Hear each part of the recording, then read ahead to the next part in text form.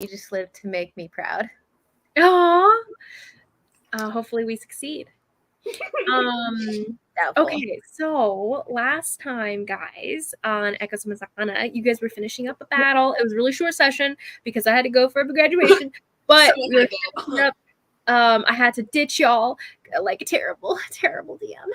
And you guys were finishing up a battle, though, trying to chase down, trying to get at Konotash Koe on this last level, this magical barrier that was keeping the top level protected. And when you guys got up there, Kanari, you realized, eventually you guys realized that Konotash took off and beat out of there so fast with some magical accompaniment, poofed out and then was like running down the tunnels and everything. And Atoll overheard that, initially thought it was someone coming towards you guys, but then they receded and she was like, oh, that's not running toward us, it's running away from us. And then Kanari takes off in a poof to go chase down Konotash Koe as he makes his beats and escape.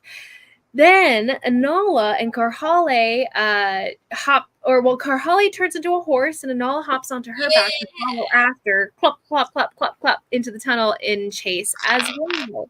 So, as you guys start giving chase, Kanari, you have a very large jump on them because once you enter into the cave, like through the exit, basically, once you go through there, you kind of like start like jumping and like listening and absorbing the information around you as you're trying to separate the sounds from behind you to the sounds above in front of you, trying to figure out where is he, and you hear his echoing heartbeat in the tunnels and you're like, got him. So then you make a bead and you take off real fast, and you waste very little time doing so.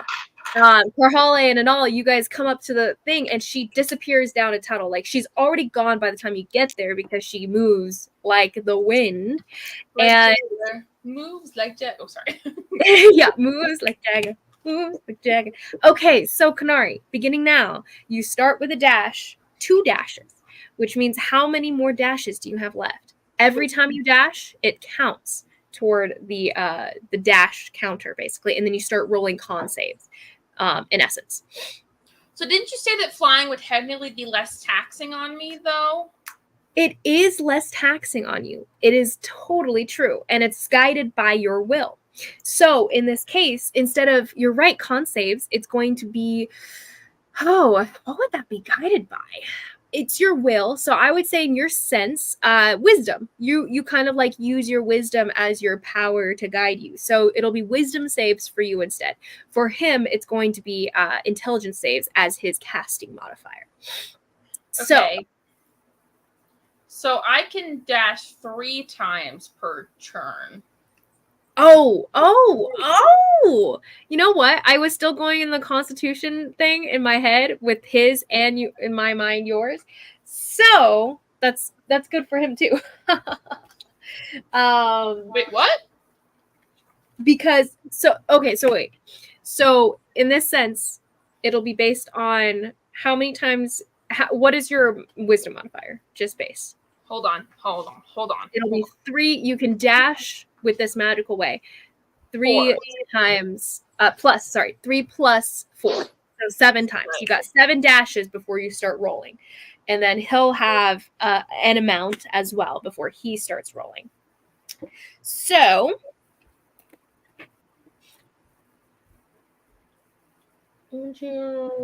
okay, so as you start going forward, he's already at a distance because he used a spell to jump far ahead and then keep going, basically, and then another spell to keep going. So that's what he's doing, but he is weighed down, and so he is at half. So every time he dashes, he's going basically regular movement for this period of time, as long as he thinks, he doesn't have a pursuer, in which case he's not under a direct threat, in which case once you get close enough, he will probably decide to skedaddle even as fast as he possibly can, right? in that way. But as of yet, he is not aware of you in pursuit. Unless you shout. You didn't shout or anything down the. I don't I think don't so. remember you saying anything. You just kind of took off. No, Yeah, so I we're just- good. So as you take off, okay. So how much can you move in one turn all together with your dash? 150. 150 plus the bonus action, right? How many key points do you have? Like Or 6. No, 150 because it's 50. My base limit's 50. So it's 50, 50, 50.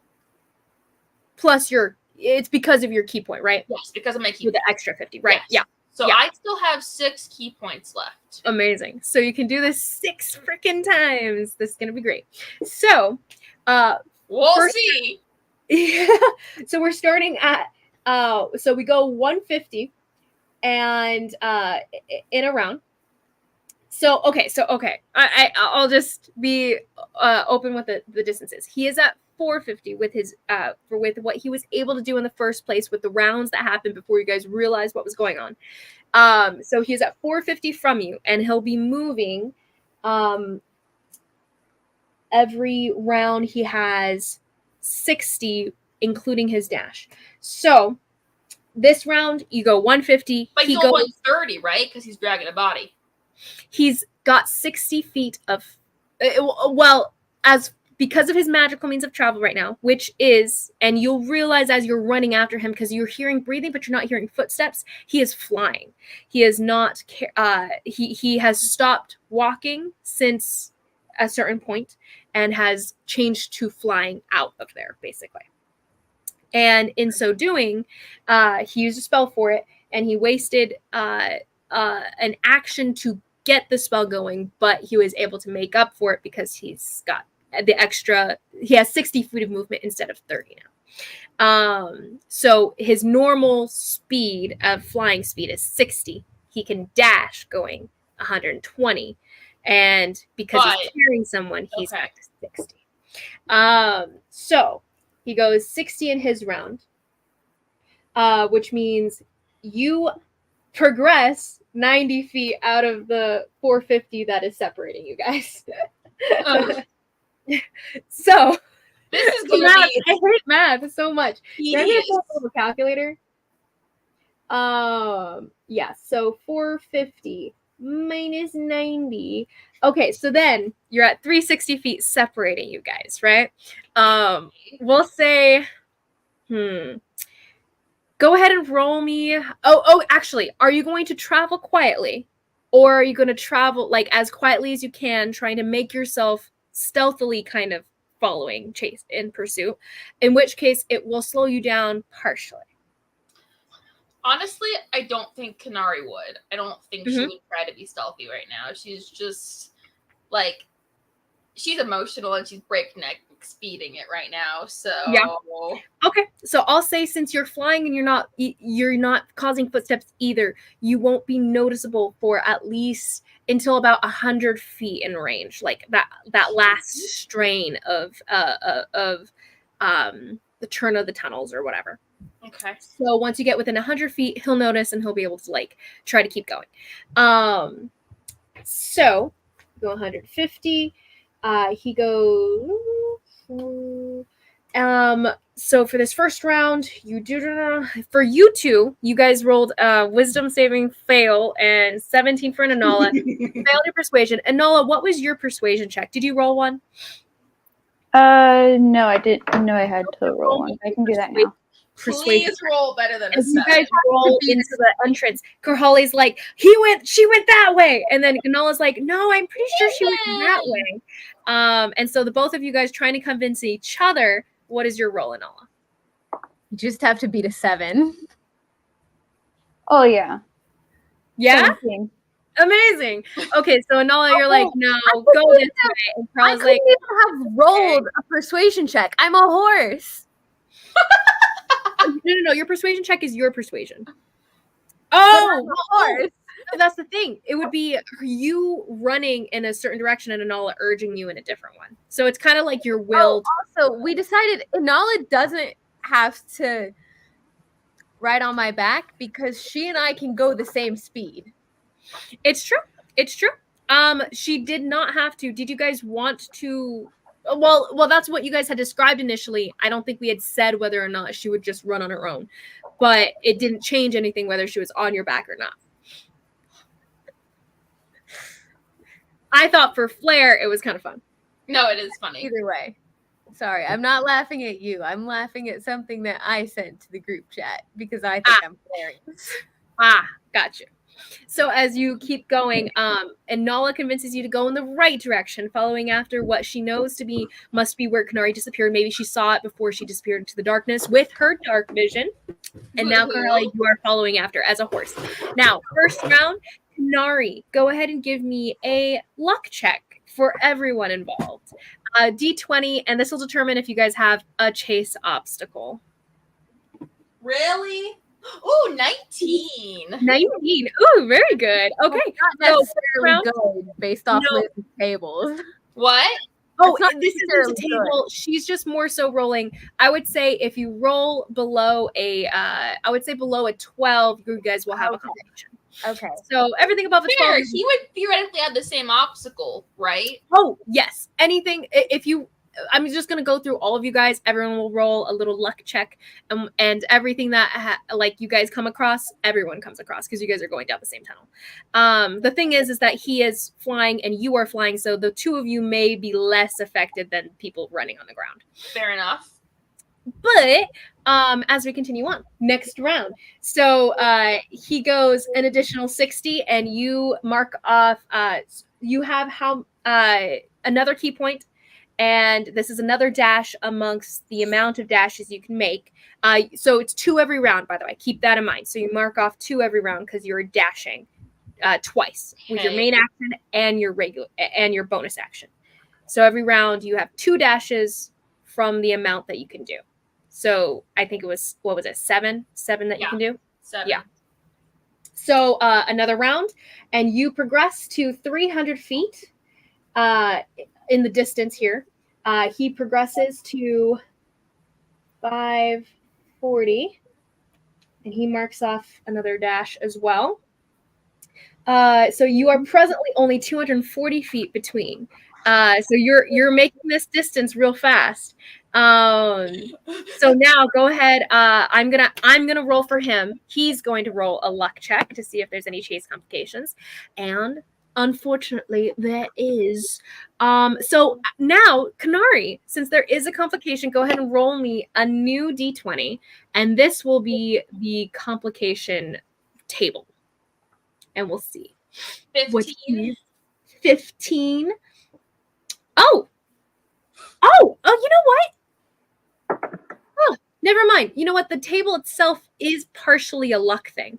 So I actually didn't realize these tables. So basically above the 12, it was no complications kind of thing. Everything below the 12 had a complication. So we'll go with his roll, which was the complication luck thing.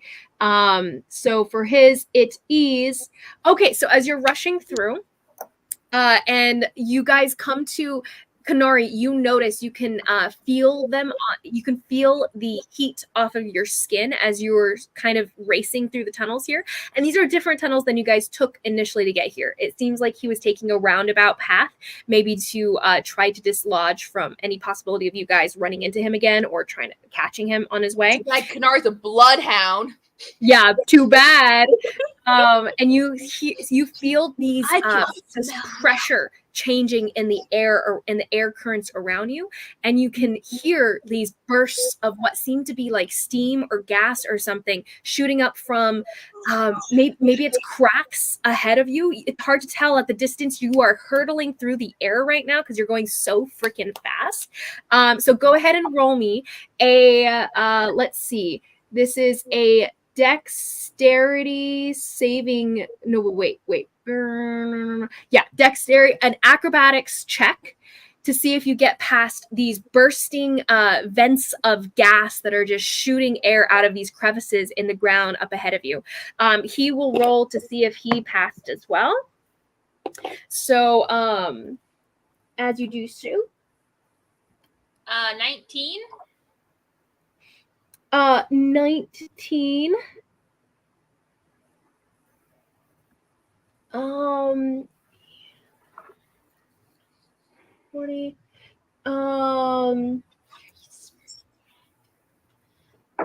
What? Why are you laughing, Erin? Keep an eye on the private chat. You pass.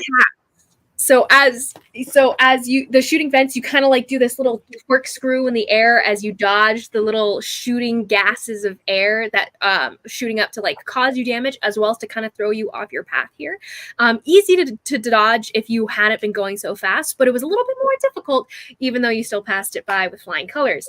So as you keep on hurtling down, Karhale and Nala, you guys, what are your guys' dashes? Dash capabilities. Karhale as a horse, your con save. What is your con modifier? As a horse? Mm-hmm. I had it pulled up and then I closed my tab. Hold on. My con modifier is +1, which is unfortunate. Your con modifier is +1 as a horse? Yes. Okay. So you have 1, 2, you have 4. You have 4 dashes that you can make per turn before you start losing wind, and you're going to have to start rolling con saves to see if the horse gains exhaustion or you gain exhaustion. If that does happen, what would happen if I just turned back into myself? I would say you would still have the same amount of tiredness.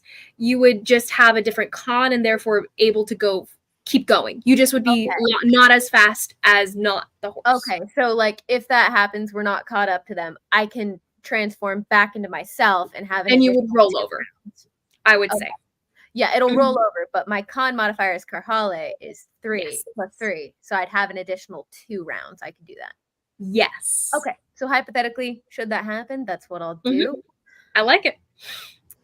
Do you need to use an action to drop it? You don't, right? It's just a free action. Bonus action. Oh, it's bonus. Good to know. Good to know. Then as you guys are tunneling through, and Nala, you're on her back. And I believe as a horse, you're able to carry her with no effect, basically. Oh, actually, yeah. I should carry Anala. I would say you guys hadn't said otherwise, so she's on your back as of now until you say otherwise. So at this point, Anala, you are not running at all, and you're not expending dashes. So in the event of like you guys running out of steam, you can hop off and keep through the tunnels and stuff without any effect on you since you're riding her back. So as you are approaching, you first round 120 feet, trying to keep up. 120 feet, and then this second round another 120 feet, so you guys are at 240. Go ahead and mark off 2 different dashes for yourself as you use your movement speed and the action to dash there, and you also will be coming upon this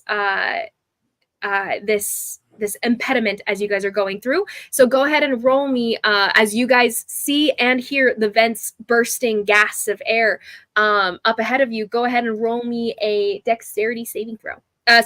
Acrobatics check. Acrobatics check as the horse. Well, luckily it's the same.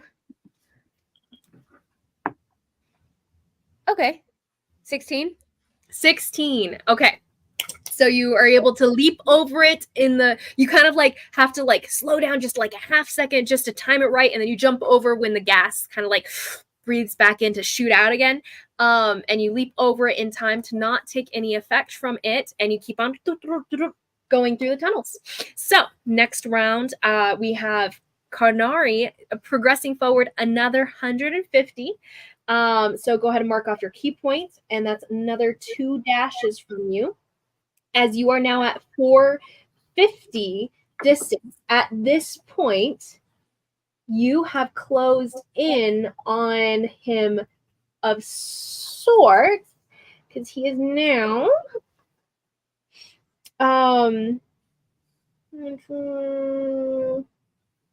he is within 100 feet of you, and you hear him getting closer, not like within sensing distance and stuff, but you do hear a bit of a heartbeat quickening of his, and then you also,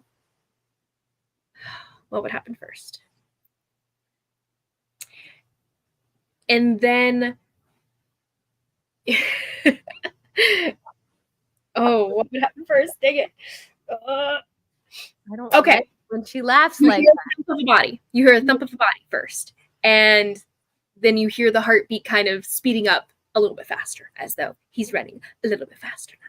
Or well, flying a little bit faster now.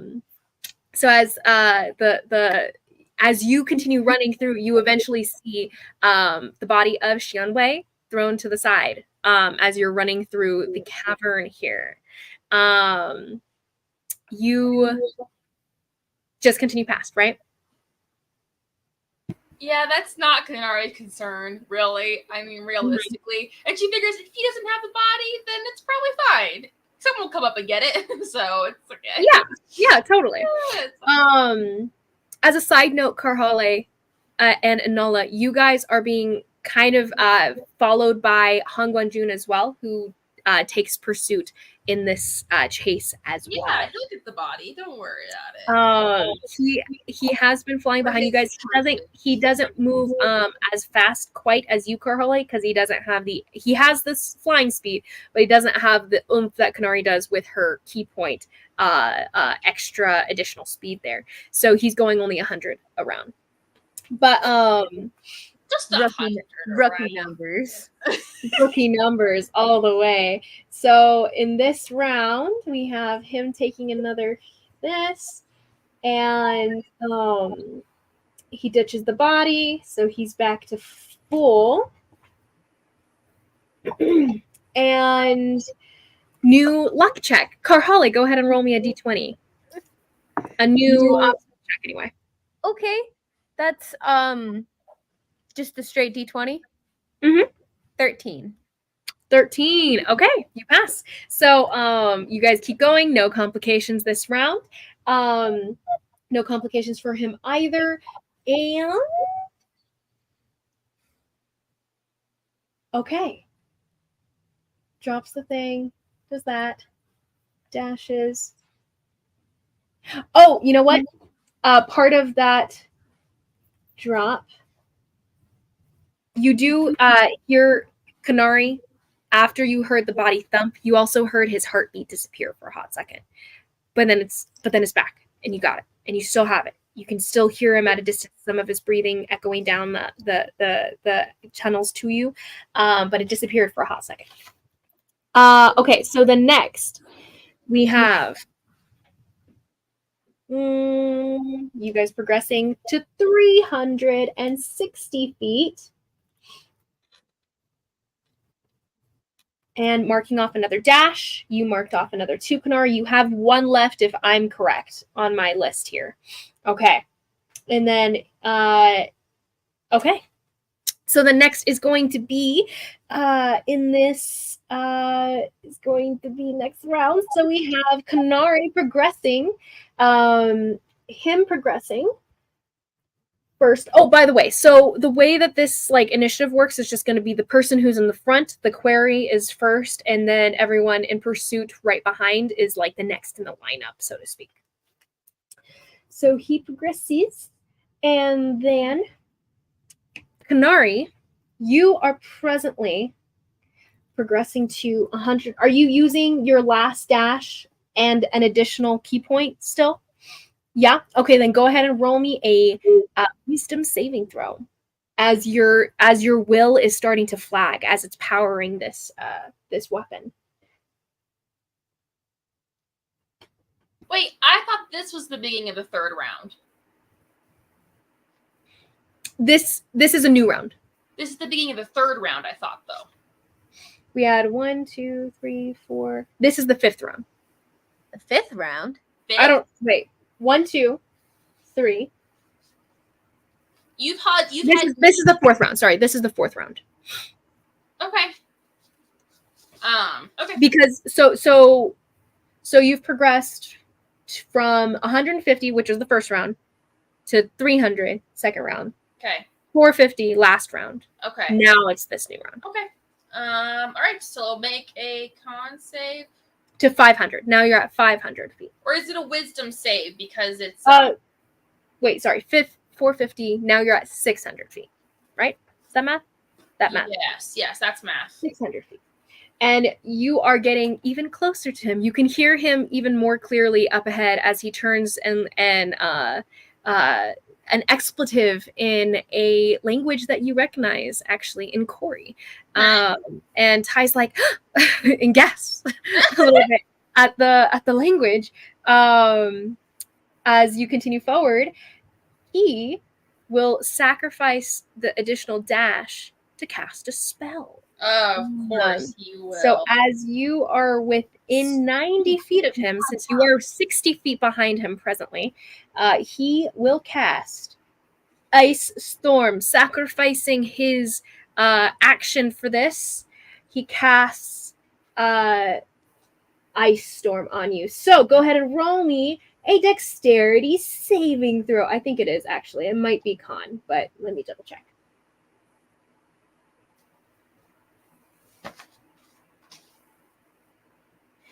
And you see like all these this large circle of ice kind of you don't see it. You feel this brush of cold against your face that gets shot at you from in front of you, and it's taking up almost, it like spreads out in these shards of like icy glass that seems to take up the whole tunnel, and there's nowhere for you to really dodge, except you try to anyway. So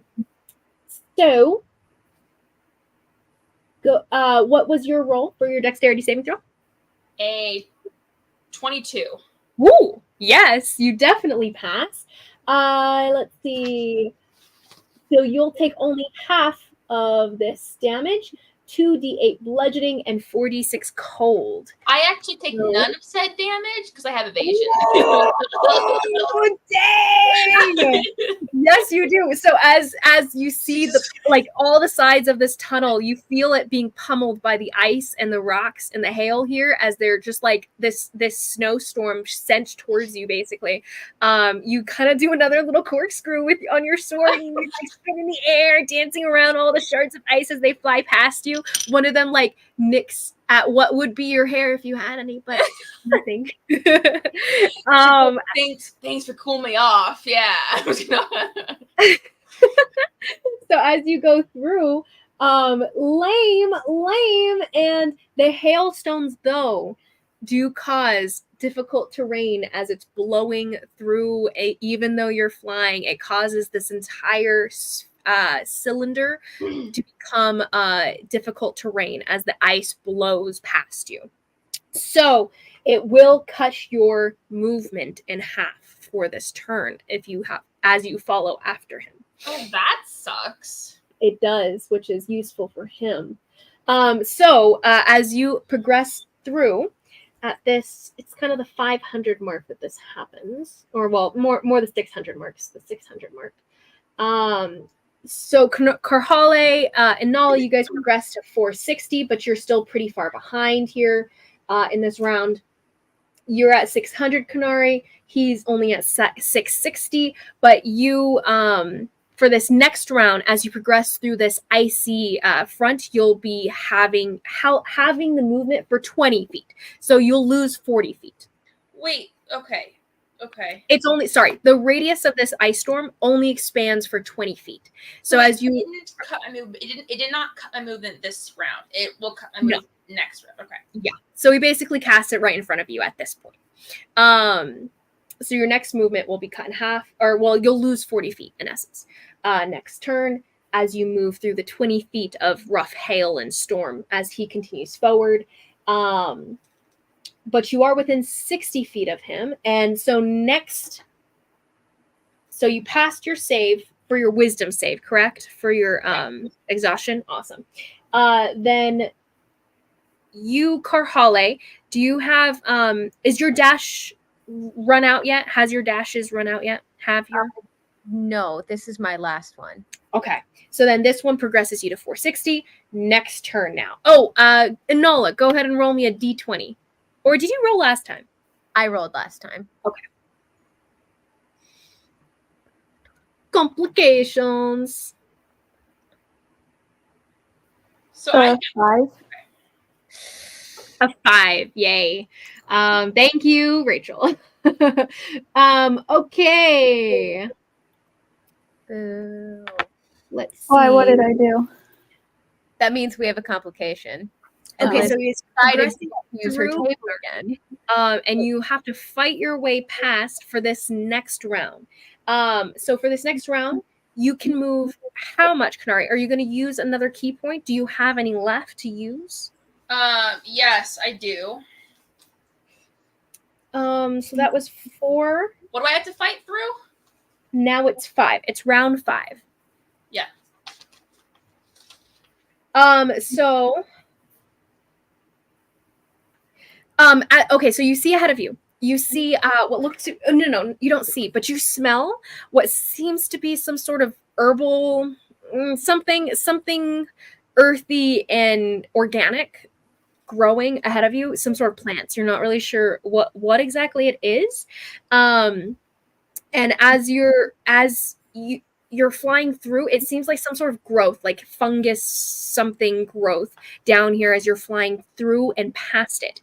Go ahead and roll me a Constitution saving throw as you're breathing in the noxious toxicity from whatever this fungal growth is like releasing into the air here. Okay. As you're flying through. And he is too? Yes, he does. Oof. As he Look, flies. dude. Hold on. I'm trying to take notes while I do this. Okay, let's see. Con save. Okay. Please roll well. Please roll well. Please roll well. What is my 16? Not super high, but where'd she go? Oh, no, she's right there. She disappeared. Yeah. 16? Yes. Okay. So 16, as you're breathing it in, you just barely do not feel this like weighing and pulling at you, tugging at you as you continue forward. And it doesn't affect your speed or your strength of will in guiding your weapon here. So as you continue past that, though, you did lose the 40 feet of movement from before. So how much were you able to move in this turn? 111? Oh. Or 10. Wait, yeah, 110. Sorry. 110? Okay. Sorry. 110. So you are at 710. And you are keeping pretty much abreast with him at this point as he just full on starts dashing again. And looking, you can't see it, but he utters another expletive under his breath as he looks back at you, and you're still keeping up, and the ice storm didn't seem to slow you down, and he's very angry. Oh, that's so scary. You're so scary. So next is going to be, so Karhale, you and Anala progress another to 600. Am I going Yeah, without me? So you're at 600 feet, and now you hit the ice storm surroundings, and you'll lose your next. So this is when you hit the ice storm part. So the next turn, Are they going to stop and pick up the body, or are they going to keep going? Because they would have passed. You do see the body. You do see the body as you guys are riding past. You see a limp red Oni form laying on the side of the path here, kind of slumped against the wall, just kind of sallow. It's a red Oni? It's a red Oni. Ooh. This is the guy that was covered in that lube stuff. He's covered in some runic carvings on his chest where there's no shirt, no tunic on him. And he seems to be sluggishly still bleeding. But isn't this the guy that he escaped at her estate, and then he was running around about people wanting to kill him? Who was that? No, that guy's real dead. You do recognize the body vaguely. It looks vaguely familiar in like. This is him, right? That's him. No, I'm not crazy. Curvature of the face, though he wasn't in an Oni form at the time. I'm not crazy. So they're using his body to try to give Xiang Wei a body to live in. Yeah. Okay. Continue. Okay. Mm-hmm. I know this is Hong Won-jun's friend, and I know I'm running out of steam, and I know I could help him. Kanari and Anala, you've got this. Karhale transforms, and I'm gonna help I'm gonna try to stop the bleeding and stuff. Okay. So you, Nala, as you guys are going, you feel the horse kind of like shaking under you, like shivering and like nudging at your head, and you're like, what's going on, and everything, and until finally you feel her starting to shift beneath, like the kind of like rocky hide of this horse starting to shift and shrink, and you're like, oh crap, oh, and you kind of like do like a little tumble roll as Karhale, the horse, transforms back into Karhale herself, and you land on the ground, and Karhale's like, go, just go. Do you take off, Anola, or do you stick around as you see the body as well? I guess I'll take off. Okay, and you kind of like stumbling, kind of in confusion, like, okay, and you keep on running in the direction as you're following after Kunari here. So, as you guys continue this pursuit, now, Anola, you have, what is your Constitution modifier? 1. Okay, a 1.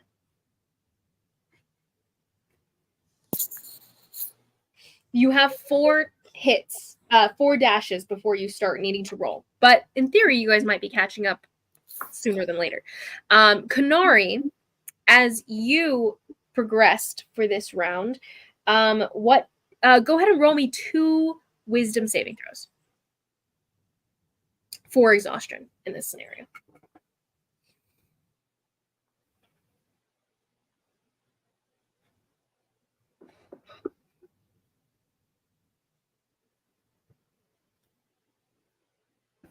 I'm Okay. so sorry. Oh, you're Oh, go talking to ahead. her? Okay. First one is 17. The second one is 23.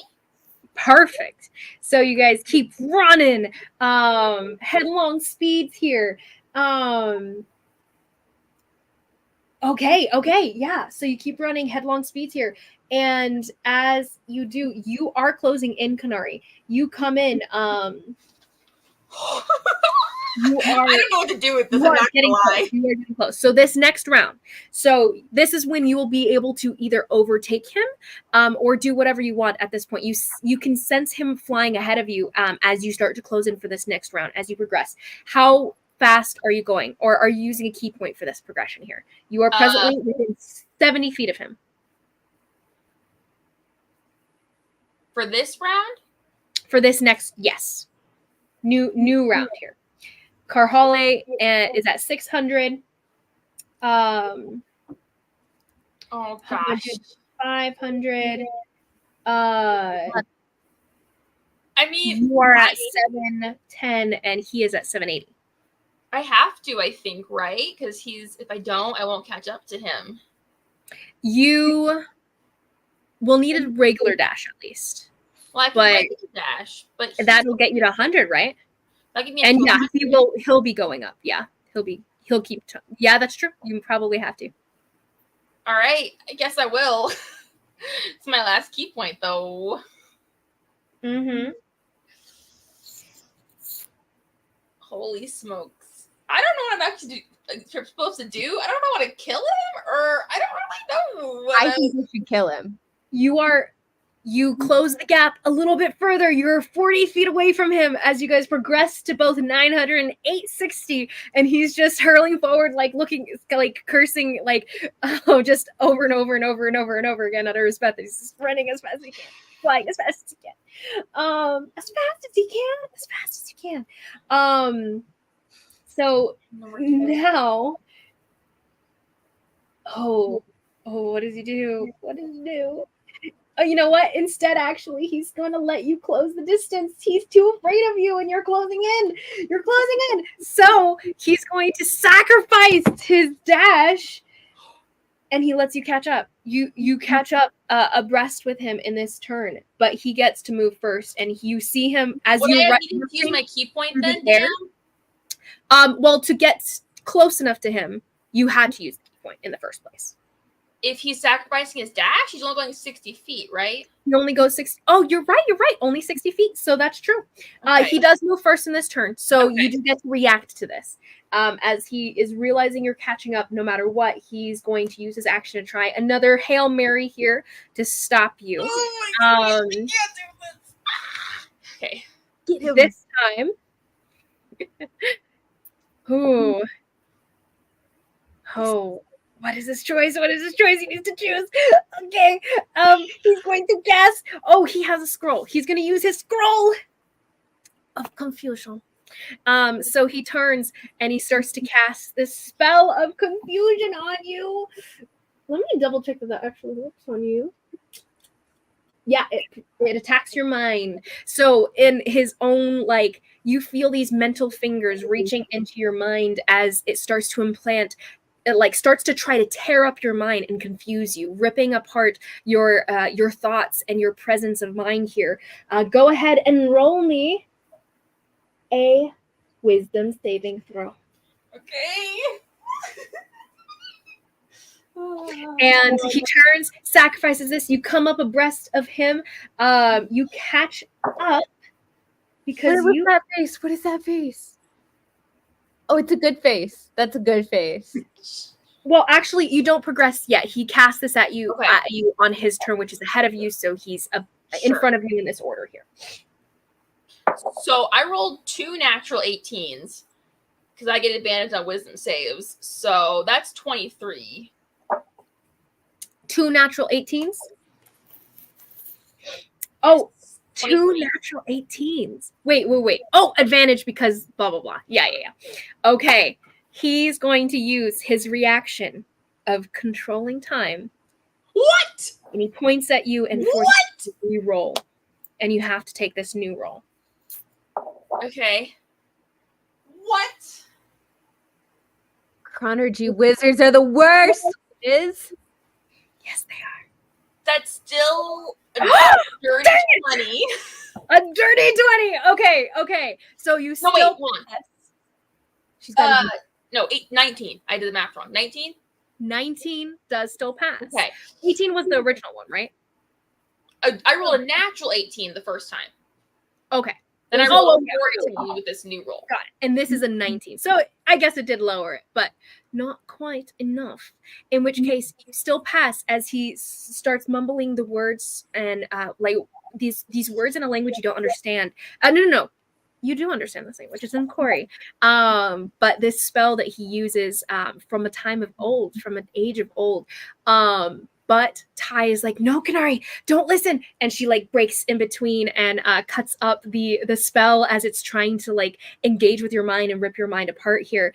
And it doesn't take. So as you are catching up with him, you do spend your key point. You are now the next person in the lineup here. So you can move your normal 50 plus a dash if you want to dash as your action. Or bonus action, whatever you're planning to do here. Do you have any key points left? Is the I thing. have 1.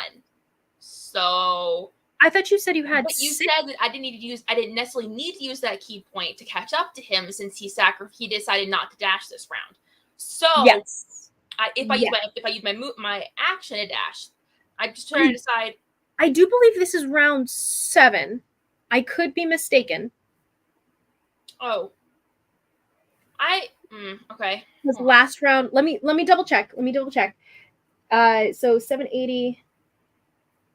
So if you're at 7,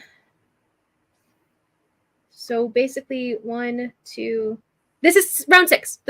We're good. Cool. No. at my count, she has 1 key point left. We'll go with that count. I can't do math in this scenario. My gosh. But we'll go with that count. 1 more key point left.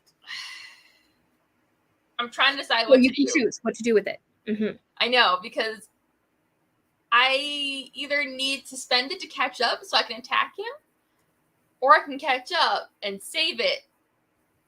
Mm-hmm. You're presently, so where you're starting at, you're at 710, and he ends his turn at 860.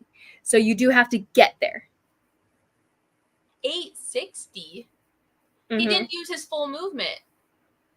He didn't use his full movement, but he still has. Feet ahead of Sorry, 840.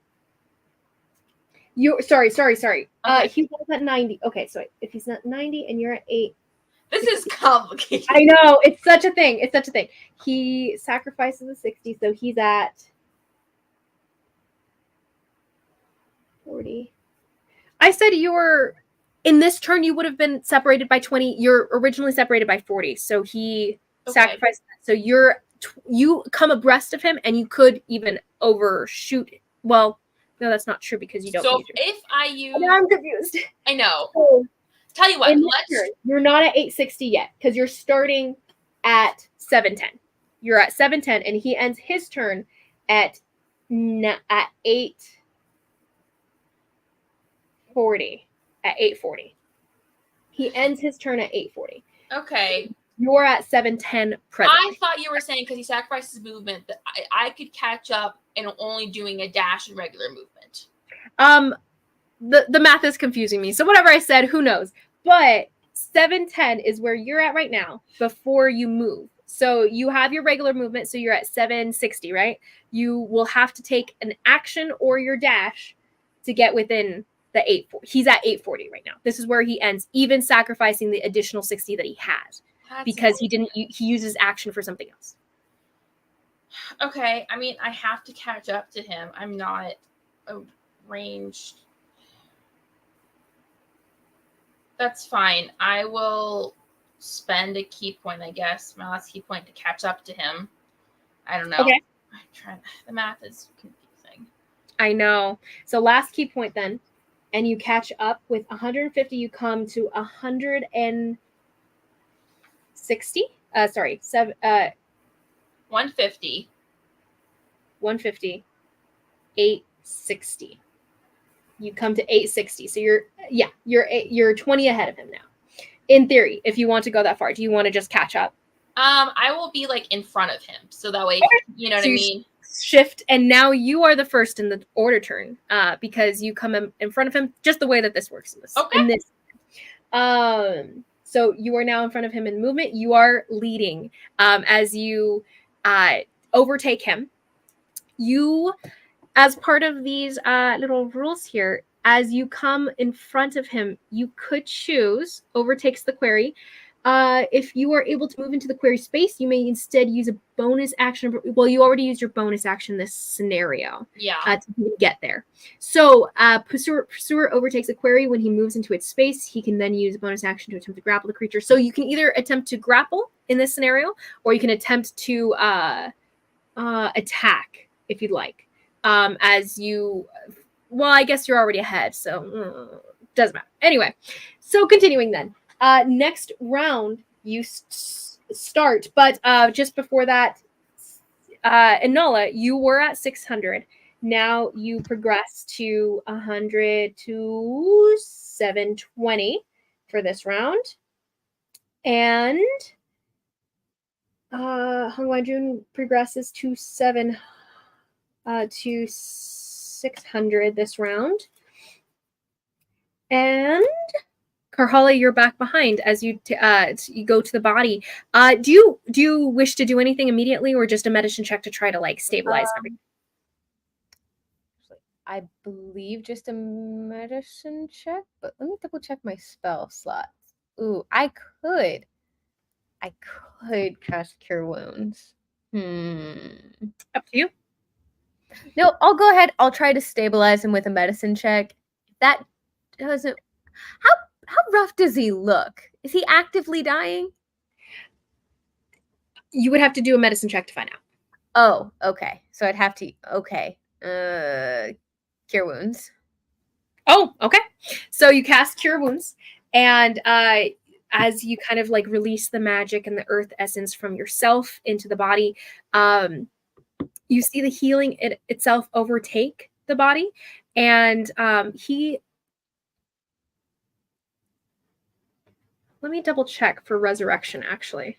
I believe there's still like residual effects from a resurrection like this.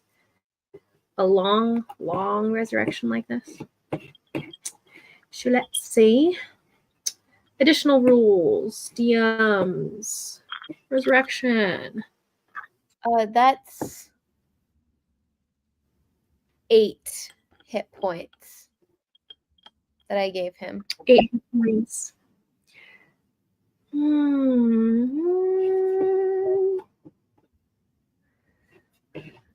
I feel like I should try to smack him awake, but he was bleeding. I'm deciding. I'm trying to figure out if he comes awake. Oh, if he would have like already been awake when I got to him. Okay, so coming back from the dead is not revealed. The target takes a -4. Well, this isn't him coming out of. I'm more so wondering if he would come awake at this point. It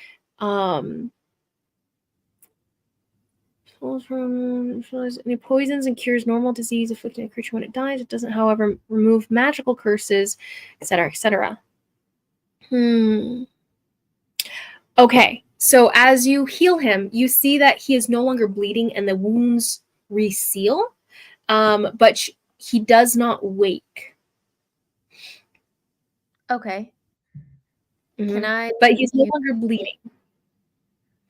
Okay, can I use my like object interaction or whatever and try like just tap him, like give him a little Yeah. shake? You tap his cheek and you see like the eyelashes almost flutter a bit and the eyes seem to be moving under the eyelids. But he doesn't wake. Okay. How big is this guy? Can I carry him? He's relatively large. I'd say he's a little bit he's your size of like creature, like medium, bigger medium. Something like 7 foot something. But he is pretty starved, and the body itself is just pretty starved and thin. So you Okay. could definitely lift him. It wouldn't be easy, but it would be like lifting one of your friends or something from the Okay. tribe. Okay, cool. You do fireman's carry. Yeah. I'll pull that, and Hongo and June passed me, right? No, actually, you're right. He would be stopping there. He comes. This is when he gets to 600 feet and within the spring anyway. So, you see him like still kind of hurtling through the air in pursuit of Anala, who disappeared down the path, and you can hear like different sounds of spells and like interaction up ahead, and you're like, "Whew, hope Kanari's doing fine."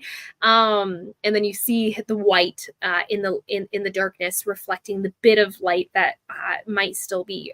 Well, probably not any light, actually. There's darkness here. But you can see him like vaguely glowing from the source of the sword before he approaches you. And he stops all of a sudden, like kind of pulling to a curving stop here in front of you and just like frozen and stops in the middle of the air here, hovering. He kind of cocks his head in question at the body in concern. I mean, he's fine. You can go.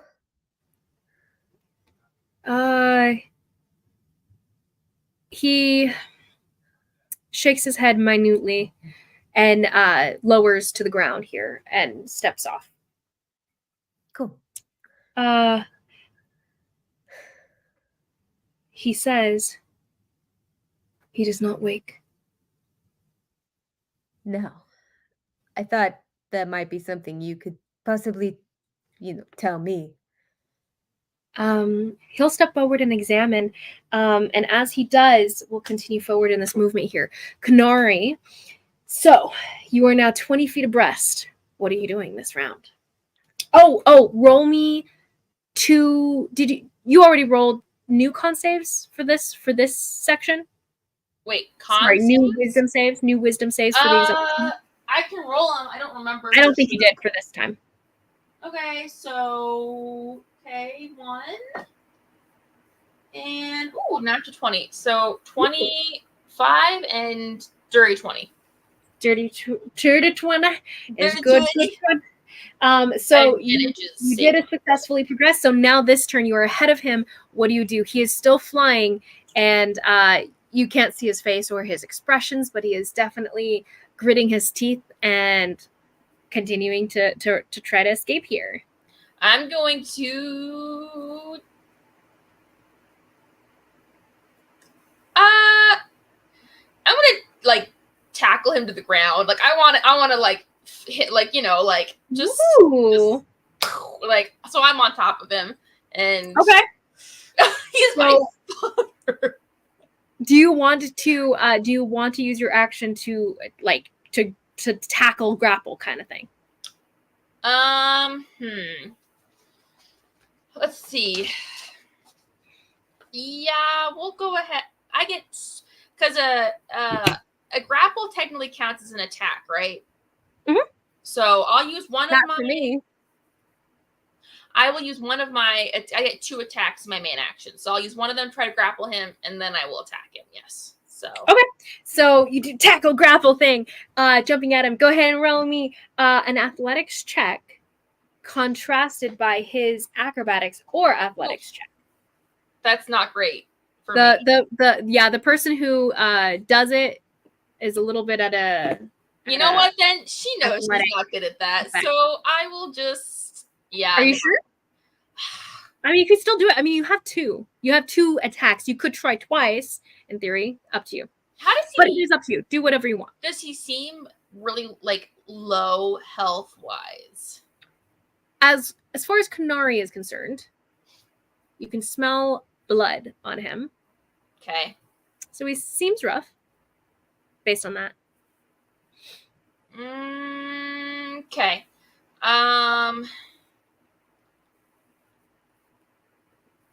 Okay, here's what I'll do. She's going to go ahead and I'll just attack him twice. You were so lucky because he failed one of the complications earlier and he lost movement from that. So this is why you were able to catch up to him in this round. But whatever. Sorry. What were you choosing to do? I'm going to attack him twice. So Got it. We'll see how this You're goes. going to attack twice. Are you using lethal damage or non-lethal damage? Non-lethal damage. Okay. Oh, please. Like Karhale would do anything. Okay. So you kind of like on the sword, you kind of get ready as he's trying to hurtle past you here, and you can like take him in a tackle bind thing as you jump at him through the air here. Sorry, not tackle. No, what am I I'll saying? just You kinda decide not to do that. So you smack just him. go through with a kick, like Yep. elbow strike, kind of like clipping his head off as he like tries to move past here. Go ahead. What was that to hit, ma'am? 26 for the first to hit. 26 hits as you smack him across the face with your elbow strike, and he's like, oh, boom, boom, boom, boom, as he's hurtling past you in this moment. That's 9 points of damage. Amazing. Natural 20. Oh, Nice. Gracious. Okay, I'll roll a 2. Oh, what did I roll? Do I double the dice? Roll them twice. Roll them twice, right? Double dice. Double the dice. Mm-hmm. Okay, 2 and a 7. That's 9 plus. Sorry. I meant roll them twice. Yes, I knew what you meant actually somehow. Thank you. Yes. I was like, what did I just say? The exact opposite of what I meant to say. 9. So 2, 7, 9 plus 6, 15 more points of damage. 15 points of damage. Well done. How's he looking? He's definitely breathing really hard. Okay, bonus action. I can make 1 unarmed strike, so I'm going to go ahead and do that. That's a 26 to hit. So. That's 8 more points of damage. Okay. He's still up. He's still up. Okay, so then I'm going to use my movement and go 50 feet ahead of him. Okay. So 50 feet ahead. So you come to 50. So you become 890. So now his turn. What's he going to do? He tried the scroll. It did not work. He tried the ice storm, and it didn't work. Or, well, it did work, but it didn't, like, do too much. You're at 890. He is 50 feet behind you. Okay. He's going to take his movement to dash, and he's going to take a bonus action to Misty Step. So he dashes full movement, so that's 120 plus 30 to be 150. He boots to So as he's kind of like shaking and he kind of spits out a bit of blood, he mutters a Koe word under his breath and he poofs out ahead of you and then continues flying even past that. He does actually, before he does that, we'll see actually, because he rolls a Constitution saving throw, concentration check on his flying. Oh, but he has advantage because of his feet. And that's no better. So that sucks. Okay, he's fine. That's going to be a fail on his saving throw. So he loses his flight as you smack him and he falls to the ground. And he continues running. So he just takes off. He goes 60 feet and his 30. So he goes 90 feet instead of the big boom. He goes 90 feet ahead. So he gets to 930. Still ahead of you because of that. Wait, is that right? 930. What am I at? You are at 890. So he does overtake you. Once he gets close enough to you, he uses that period of time to be his misty steps, so he never gets really close to you because he's afraid of you at this point. He still doesn't really know who you are in general. But that's fair, I guess. Actually. Well, he has no idea. He has no idea who you are. But he just keeps. He's just like, this person's trying to kill me. Though I believe, did you ever respond to him in Koe or anything? I don't think that ever happened. I haven't said anything to him yet. I have not ever talked to him. He bonus action Misty Steps. He gets there. He used his action, his main action, blah, blah, blah. Okay, so he's at 9:30. And you guys, well, you cannot see this. Never mind. So I will not clarify this. And I don't think you would really sense this either because you're flying. So anyway, we'll just continue on. Something you cannot see is now somewhat in play. But that's going to be his turn. Next will be coming up behind on this rear end here, Anala comes forward with another 840, coming up to 840. You are now within seeing distance of Kanari and them. You finally turn a corner and you're like, oh, there she is, got her. And you can vaguely see Konotash, the quarry here, farther up ahead there. Next is going to be and then in the background here, Karhale, you standing with Hongguan Jun, who's hovering over you. He checks him over. He's going to do his own medicine check. And he goes, seems to be something magical. And he seems to be referring to whatever's keeping him under. Some sort of probably like sleep lock spell, something like that, to keep him unconscious for the duration of whatever ritual was being used on him. No way it's magic. That I knew. He goes, Did we take him out of here? yes. And once I rest, I'll be able to remove whatever this is. Well, I think we've got a ways to go before we rest. And miles to go before we sleep. He looks up at you then, Karhal, and he goes, I believe I have... no, he doesn't say that. He's not a talker. I need to always remember this. He goes, I am finished here. And he reaches to pick up Xianwei's body here. Leveling the body, putting him over his shoulder. He turns to you. He goes, the Stygian is destroyed. Great. Xianwei in our hands. Okay, so that is him. Good. Yuji 1 Dead. decimated. Wait.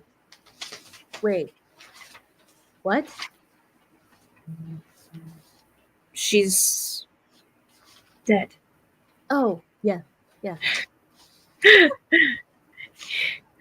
He kind of looks at you a little confusion, and I he thought you said she made it. And I'm like, decimated. oh, I thought you said she made it. And I'm like, I'm pretty sure she didn't. I'm pretty sure her head made it about a football field away, but that's about it. I thought you were role playing Karhale not being the smartest and not knowing what decimated means. Canon, yes. In reality, Aaron's got terrible hearing, but in canon, yes, Karhali did not know what the word decimated means. With a bit of a somber but like glad in the victory kind of way, he does recede from you, stepping onto his sword. And you're not just leaving. He seems to be. Do you stop him? I'll like step in front of him. Uh-huh. He stops. He doesn't continue flying. He's about to lift off, but he doesn't yet. So that's it? You're just leaving? Yes. I have Jinyi and Sijui to care for. Okay, yeah, I got that, but I don't know. I just kind of thought at this point I'd know more about what's going on. Same girl. He considers. I'm still kind of lost. Let us reconvene in the temple once again.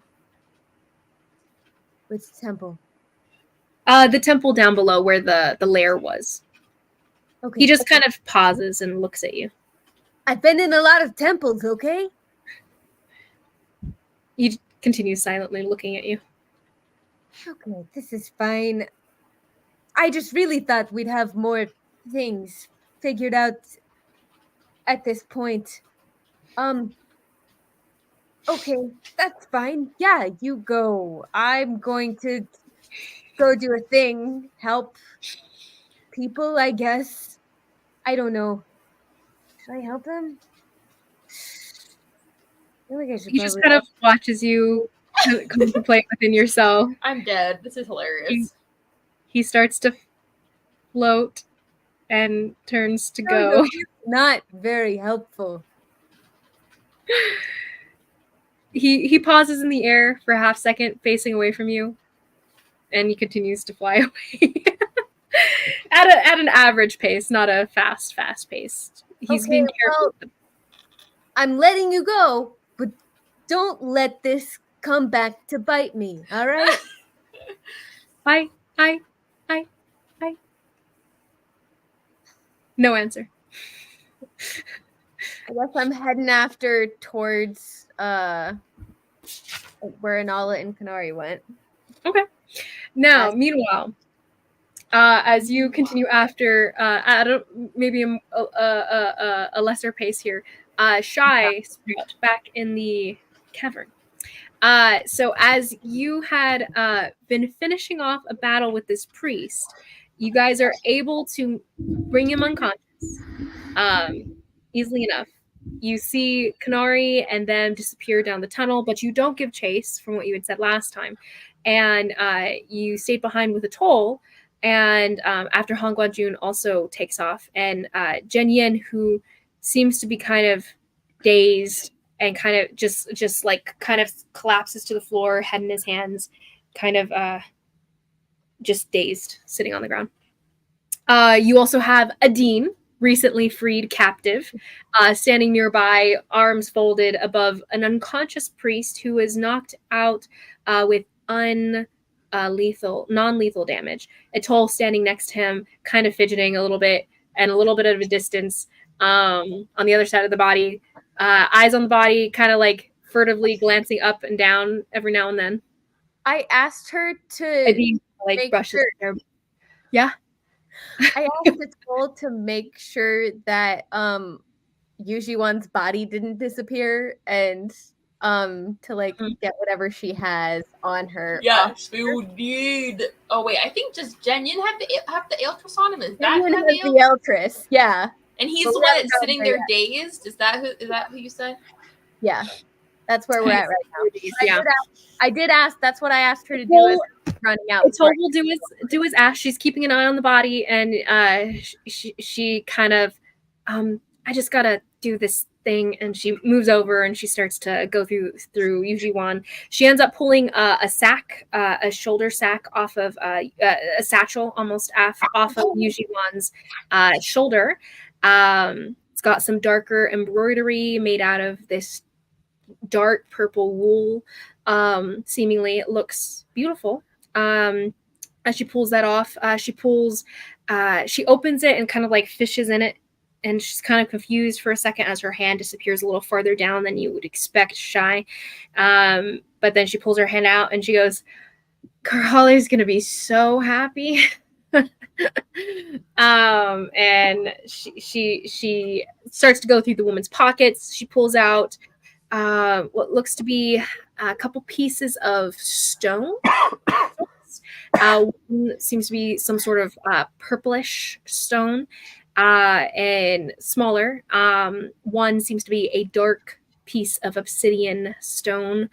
Shy, you do recognize it. Similar to what the statue in the room where the acolytes had been collected seemed to be made out of. And she pulls what looks to be some sort of necklace off of her as well, but mainly just the satchel itself as she moves over to you, Shy. And she goes, do you want to go through it, or do you want to wait? Do we wait? I mean, I can go through it. If you want to. I think I'm gonna, and her eyes kind of track over toward the unconscious priest. She goes, I think I'm gonna go tie him up. And she goes and does so. What are you up to, Shy? So she she took the thing with her.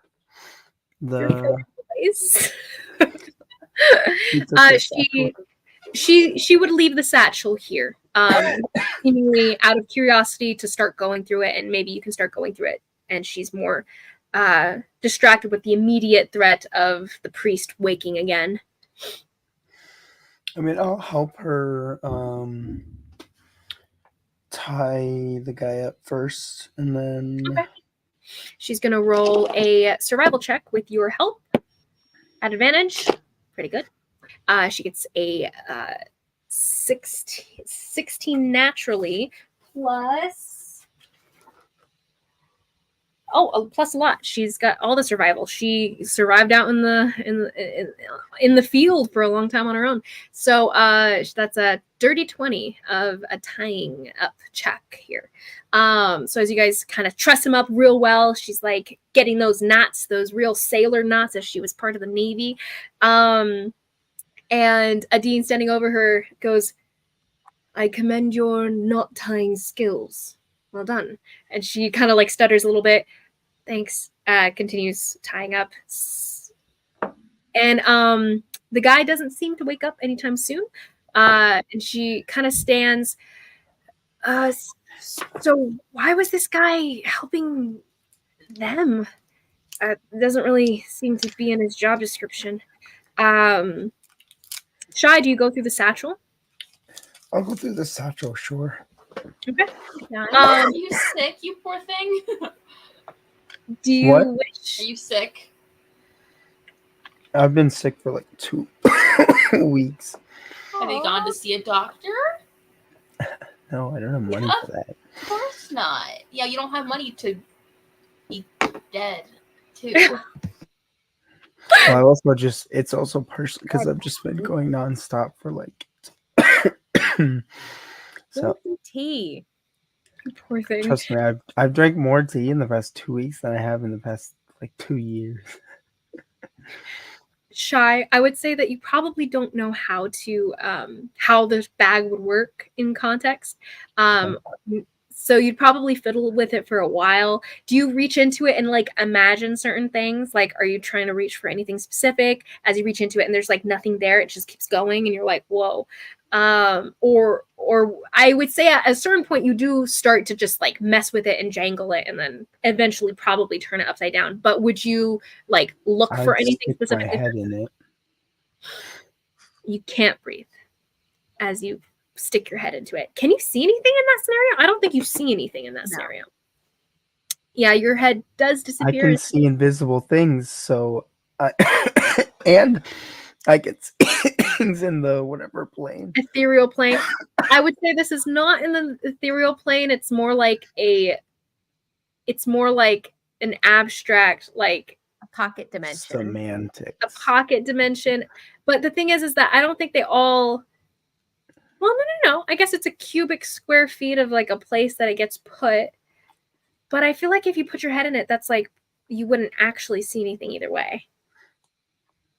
Besides, you see invisible creatures, not invisible objects. And you do see into the ethereal plane, but this isn't residing on the ethereal plane. This is a different pocket dimension, like she said. So anyway, I would say I don't think you see anything.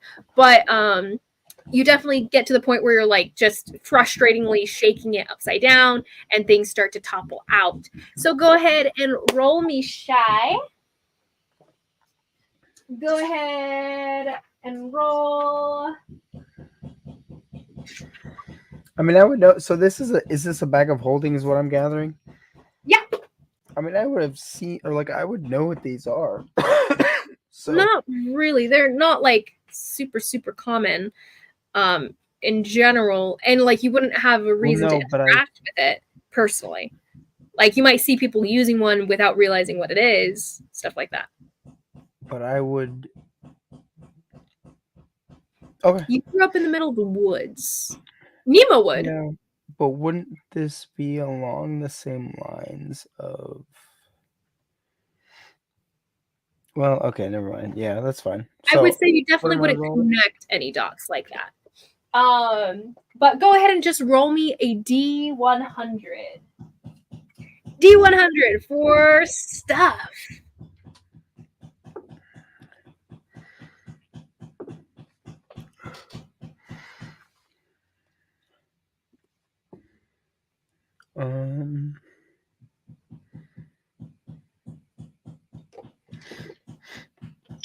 That's an 11.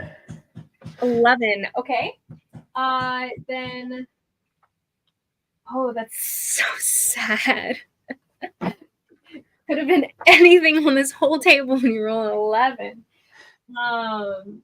It's fine. It's fine. You get. Okay, so you pull out what look to be, they start kind of falling out, ting, ting, ting, ting on the ground here. Some of them seem to be like little statues. Some of them seem to be scrolls. Some of these things, they all seem to be beautifully made. They look to be like stuff that would reside back at the Ati tribe. From what you remember, they had this temple there, and they had just stuff that existed at the temple that was on display, like beautiful things, tapestries, whatnot. The tapestry you have might have been one of them at one point. Weapons, art, stuff like that, that's just part of their history.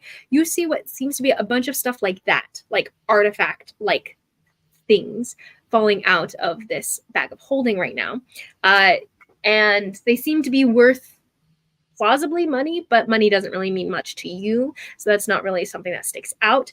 But go ahead and write down, just for posterity's sake, you find 250 gold pieces of art objects, like artifacts. They plausibly have history associated with whoever might have been carrying them in this scenario, so Lusitania / Yuji-Wan. Beyond that, you get 6.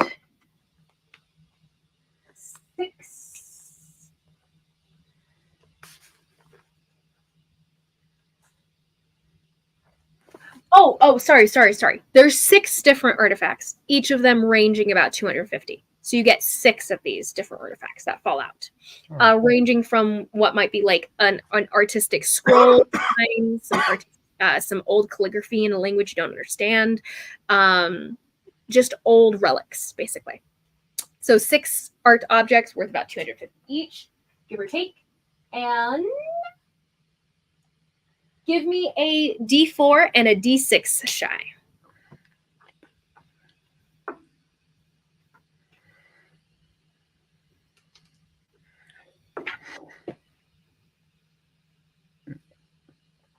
A 4 on the D4 and a 3 on the D6. 4 on the D4. Okay. You find a spell scroll. Roll me a D100. D100. One of them is a spell scroll. And what was the 6? Sorry, what was the D6 again? 3. Okay.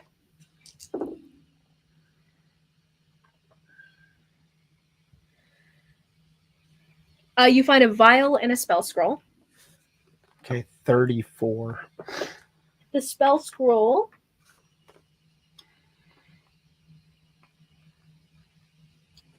is it's a healing word spell scroll. First level. And healing word spell scroll.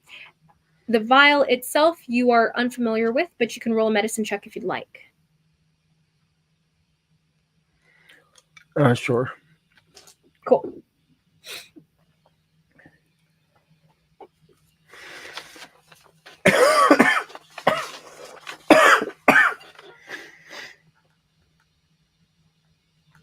That's an 18. 18, you say? Mm-hmm. Okay.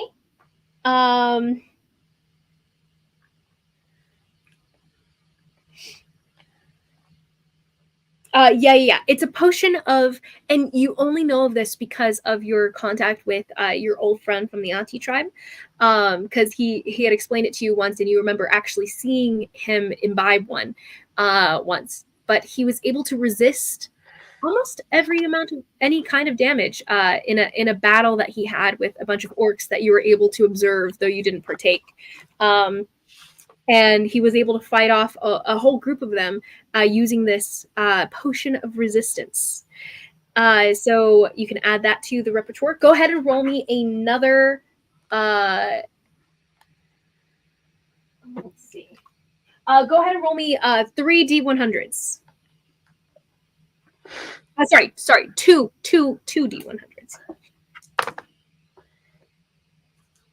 21 Mm-hmm. and 41. 21 and 41. 21 and 41. 21 and 41. Okay, so you also find another potion. And 2 more potions, actually. Go ahead. With your DC 18 of the medicine check in the first place, you'll keep on like examining them through that. So you find a potion of fire breath and a potion of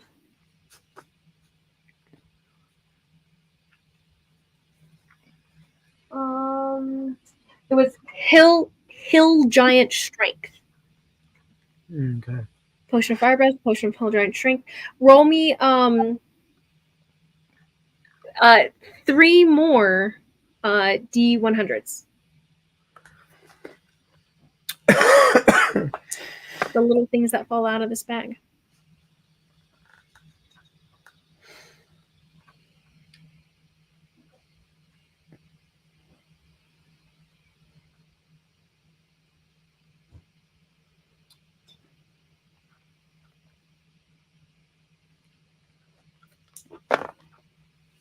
So 11.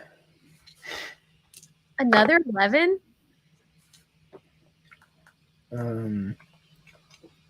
18. Are you on D100 or D20s? And 87. Oh, how did you roll 11 twice on the D100? That's ridiculous. I think you should re-roll DM. Say what? I think you should another re-roll. 11. Oh, you get The 11, it actually ascribes to multiple different things because it's like Oh, okay. ranges. So it's fine. You do get 2 potions of healing and another spell scroll. This time for the spell, 2nd level spell Blur. A spell scroll of Blur. Yeah. So that's what you find in the bag itself. All these spell scrolls and such. You amongst magic items and such. You do find a packet, a book, a small book. Looks to be leather bound, old, very old, kind of almost like falling apart. It looks like it's been rebound multiple times, and it's in a language you don't understand. You find a 2nd book as it falls out, similar looking. 2 bound volumes, similarly old, aged, rebound many times, and there's certain like little bookmarks in between, like pieces of like leaves and such to keep the different pages marked. Do I see any pictures or anything in them? You start flipping through. You see some illustrations here and there. They look to be like scribbles of an erratic mind, to be honest. So in one case, you see what looks to be. In one case, you see what look to be visuals of ritual circles on multiple different pages. Visuals of different kinds of symbols and runes, as well as what looks to be crystal. You something you recognize. You see the visual of a crystal terrarium of sorts. The terrarium that had been growing the magical crystals from before. You find that in one of the books, and you see that visual drawn in one of them. In this version, though, they seem to be on the top of a hill rather than underground like these ones were. But you see the same kind of idea. And probably instructions next to it, but you can't read them. You find just stuff like that. It seems like some sort of mage's experimental journal. Mm-hmm. Okay. Let's see. Then you find those. Found that. You find what looks to be a small doll made out of cloth. Old looking, well handled. Small. It's about the size of your palm. looks like a little girl's doll. My palm is quite large. Yes, it is. You're like in Mulan when that guy finds the little kid's doll. That's what I was thinking. Yeah, that's exactly what I just saw in my head. It's kind of a creepy little doll. But it might cause happiness to some child somewhere. One that couldn't see it. Okay.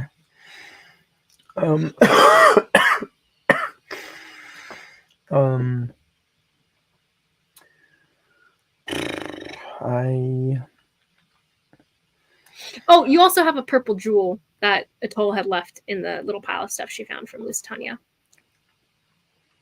And you recall this to be what everyone had been hailing as the Aeltress that looks reflective in the similar I thought it was on Jen Yin. That is what you heard. Possibly gave it to her. If I'm holding it, does it do anything? Oh boy. There's a bit of a pulse, but contrary to your experience with the other, with the Aeltress that they had claimed was the Aeltress before, it doesn't seem to pull you in like the other one did. This one, it seems to. You feel this pulse of, like, energy. Like instead of you feel this pulse, but instead of pulling you in, like giving you this boon of power and everything like the other one did. This one seems to like push you forward. It like makes you want to be active. But it doesn't seem to like enthrall you in the same way the other one did. I like ring it by my ear and put it in my pocket. The way you said it, I thought you like tossed it over your shoulder. I do too. She has 2 shards of the Eltress. Go ahead and roll me shy. Roll me a Wait, who does? wisdom saving throw. Yuji-wan has 1. Jayan has another. Do they have 2 shards? How many shards are there? I know there's multiple. It got broken into pieces. We know that. But if this one doesn't pull you in. 13. 13. Okay, so 13, this you feel this wave of determination flow over you. Whatever goals you have, whatever desires you have, you feel this pulse of energy and motivation to continue pursuing no matter what, to never give up. It's very wholesome, to be honest. Weirdly wholesome. I'm gonna go into my rug and make some tea and watch over my animals to the best as I can. That's all. You do gain the benefit of a plus so as long as the Aeltress is attached to you, your charisma rises, like your will to inflict anything on the world becomes a 19 as long as you are connected to the to this determination. So my charisma, what rolls? Your charisma Score. itself, yeah, becomes a 19, similar to the band of intelligence or the like. Wow. Must be nice. But you have to be in direct contact with it. As long as it's not touching your skin, it will not work. So if you wanted to turn it into like a necklace or something, that would be better.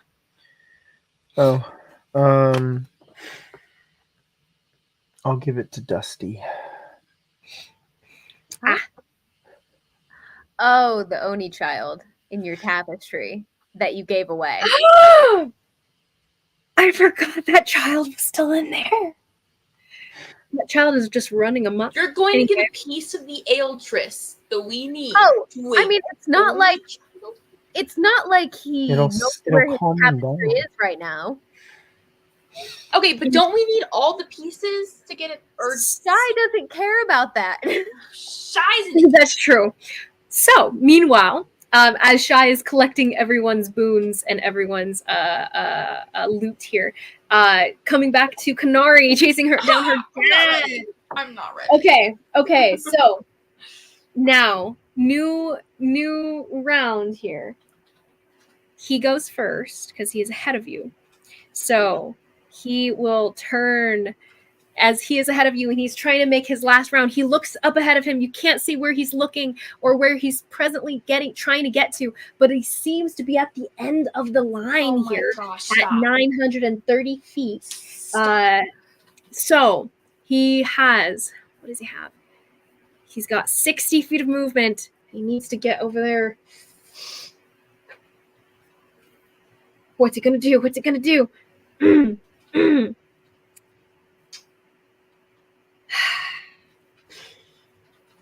Oh boy. If he casts the spell on himself, he could fly again and he'd have 60 feet.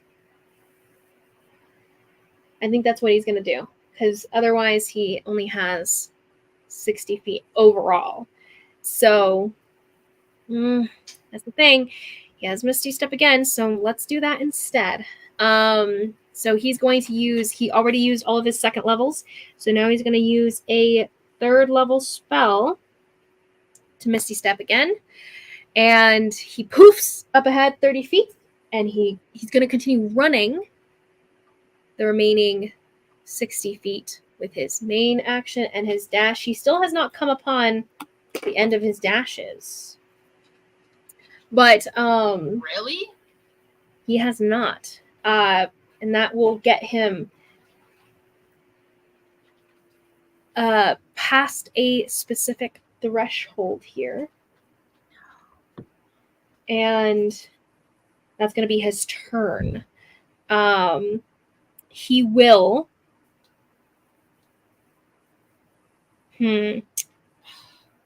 He will.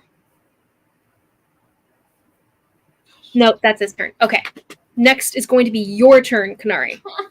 There's nothing to. There is literally 0 things that can be done. This is getting super frustrating. Okay. Gosh dang. I mean, so how far ahead of me is him? Is he? He is presently at 120 feet. You're joking. Sorry, 1,000. Sorry, he's not 120 feet ahead of you. He's at 1,020 feet, which is Oh, not 1,020 ahead of you. Total. Yeah. No, not at all. He is just at 120. You are at 890 right now. 1,020. You are at 890. What? How did he get that far ahead of me? He went 90 feet. But I was ahead of him, I thought. I'm so confused. 120. Yeah, Kanari went 50 feet ahead of him last time. Not 50 feet. She was only 20 feet ahead of him. And he made up that and went farther because he Misty stepped last turn as well. Or I forget what he did last turn, but he got back ahead again. And so he's now ahead of you again, which is why he's moving first. And he's up ahead in the lineup here. So, Kanari, what are you going to do at 890 right now? Your regular movement will get you to 940. And then a dash will get you to 990. You'll have to do another dash, but you don't have any more key points, correct? No. I don't. I'm honestly surprised he's actually out of the gotten away from you for now. He doesn't have his way out yet. I mean, I guess I have to dash, and that's. I guess that's all I can do. I don't. Okay. Roll me another wisdom saving throw. 940. 17. Okay. Okay, so Inala, you're at 960 now. You can kind of you can see them ahead of. Oh, whoa! You've caught up to Kanari. How did that happen? Anyway, you're catching up. Yeah, you've caught up now. And you get to 940 and then 990. Shoot him in the butt. She's a little bit behind you, but Kanari, you sense Inala running up through the tunnel behind you, on the ground here. You're at 990, Kanari, but he seems to have gone through past a threshold. And you recognize the sense of the room. It's the ritual room from before, where the acolytes had been, with the crystals and such. You guys all hear a snapping of crystals from a free action to regain a little bit of health as he just snaps it on his way past. And he gets back a measly amount of healing. A measly amount. Okay, so then that's your turn, Kanari, and Inala catching up a little bit. She still used her full thing to get there. Next is going to be Konotash again, as he is in the far room here. And he's going to try to block off the path as well as he can. So he casts a spell at the ceiling to try to destroy it. Oh, that thing. Would it work, though, is the question. How does Fireball work on, casting at, a thing to destroy it? Because it sets fire, so it's physical. It just sets fire. That, according to the spell, it catches things on fire, but it doesn't necessarily... It's not necessarily an explosion, though. No. Mm-hmm. He could try, but...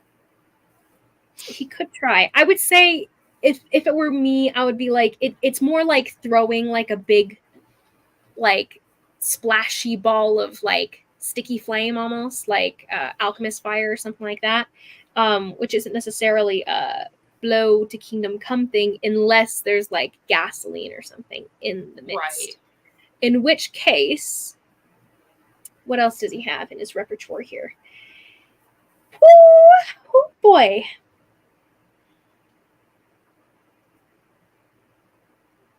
The thing is that it takes him time to do what his exit strategy here is. It takes time, which means he'd have to block you off somehow. But he can't really block you off somehow. So, What you gonna do? what's it gonna do? What's it gonna do? Boy. Not you. Yeah. Okay. So, as you continue running forward and you're wondering what he's gonna do, you're questioning how he's gonna get out or if he's got like this backup plan here or not. You rush into the room, Kanari and Nala, you guys tailing each other behind, and you guys come to a visual of the mage himself, Konotash Koe, hunched on the ground, lackadaisically drawing a design on the floor here. And he kind of like looks up at you guys with a bit of a folded, contemplative look on his face. He's still bleeding, though a lot of the wounds have healed over to stop bleeding profusely at this point. But he still looks very rough. And he looks up at you guys just in confusion and stands. Who exactly are you? Why do you follow me? Why do you pursue me? I would suggest perhaps just holding off for the moment so we can see where we stand here now. Perhaps as long as it takes to understand what our aims here are. And he casts suggestion. I knew it. I knew it. Little on both of us? On both of you. Let me double check. I actually don't think he can split it like that. So Isn't he's going Hongwon to Jun there do Kanari here. Wait, isn't Hongwon Jun there too? Nope. Oh wait, no, that's right. He went the other way. I forgot. Am I there yet? So he casts no, not at this point. You're still pretty far behind. I was. But if they hold off here, you'll catch up in a minute. He casts suggestion on Kanari. Okay.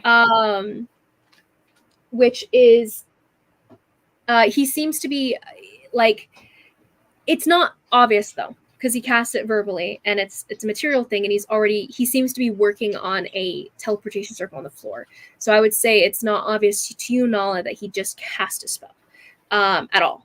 But Kanari, you feel the effects of it. Okay. It's verbal and material. It's not somatic. So he's basically just touching something at the same time as he's speaking the words. Sure. Yes. But that also means that he's not actually working on the teleportation circle, because that'd be an action, right? Yes. He just seems to be messing with it at the moment. Okay. What is it? It's a 10-minute long ritual thing for the teleportation. Sorry, it's not 10 minutes. Sorry. It's a full minute to do it. So it's it is an action, but it's also just like a continuous thing that you're just drawing kind of thing. So he's starting on it, but his action is to cast the spell in this moment. What was your roll, Kanari? No, I asked what it is. What's the roll? I was tossing wisdom dice saving around because I didn't know what roll it was. Okay, wisdom saving throw. Mm-hmm. So I do get not bad for you. 24.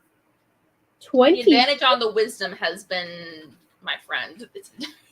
He twitches a little bit, and there's a bit of a Corey whisper in the air that you can't hear, and he controls time once again with his reaction. So go ahead and re-roll and take the new roll. Hopefully it's worse.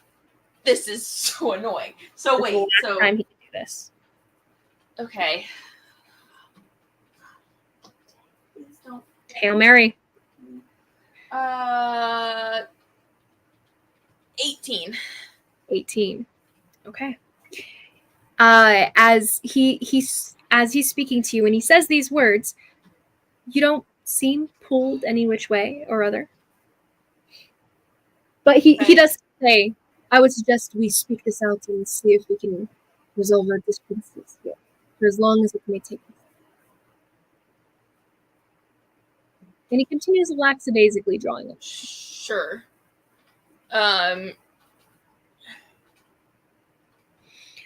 Who are you two? We'll start there. Kanara's gonna say, unfortunately, it doesn't take me very long at all to knock your ass out. And she's gonna just go ahead and start swinging on him. So Okay. So you rush forward to start swinging on him, and he stands up to try to like get out of the way here. But go ahead and roll a hit. okay. Let's see. Roll, baby, roll. Ooh, that first roll's an 8. Roll. Not a good one. Well, so to hit would be. Oh, to hit is actually 16. 16. He's squishy boy, so maybe. He is a squishy boy. It hits. Wow. He would react and shield, but he used his reaction to affect your roll. Ah, yes. Oof, man, I'm getting all the bad rolls now. 6 plus 8 is 14. So that one probably doesn't hit. 14 does not hit. But what was the damage for the other one? Oh, sorry, I didn't roll that yet. Hold on. 5. Because that might be enough. 11 points of damage. Yeah. That's enough. And he stands up to try to, and you kind of like clock him one good across the face, and he goes down. Well, so as she's rushing, as she's like, so I'm doing non-lethal damage, but as I go up to hit him, she's just going to be like, are you proud of me yet, Dad? As she knocks him out. And Okay. then So she has to she's starts to want to wail on him, and she's like, and she hears Ty back red like, don't kill him yet, and she's like, and we need information from her, whatever. And so I'll just tie him up, I guess, as best I can, and get Anala to help me. Be like, Anala, you can see. Can you tie him up, please? And I'll just say, family sucks sometimes. And I'll just start helping her. And then can I also loot his body? Yes, loot his yeah. Thank you. Go ahead and roll. How much time do you spend doing this? I'm also stuffing something in his mouth because she knows that his words are poison. Just as fast as I can go. I don't know, not like too long. After she's done helping Kanari. Okay, no worries. If you spend, you guys are now out of combat either which way. Just the concept would be whether you take enough time that he will wake up within a few seconds because he was just kind of knocked out. Sure. He's fine. You were doing non-lethal damage, and he will wake up in probably a few minutes. I say let's move him out of this room first, room where the sigil is, and then we'll loot his body. Okay. But he's tied up. He's got something in his mouth. He's whoever's I'm helping her tie him up, right? Or I was helping you. Yeah. Okay, roll a survival check with advantage. Whoever's leading the charge here. Is it my me? survival's decent. Yes. What's your whoever wants to? I'll do it. Okay, go ahead. Roll What advantage then. What was the roll again? Sorry. Survival. Okay. 16. Okay, not bad. You rolled. Hopefully that's enough help that I gave you. 16. Oh wait, what was I supposed to add to that? At advantage. Oh, plus your survival. Oh, sorry. So you roll the dice twice, take the higher dice, and then you add your survival bonus onto it. Yeah, 16. Oh, okay. Yeah.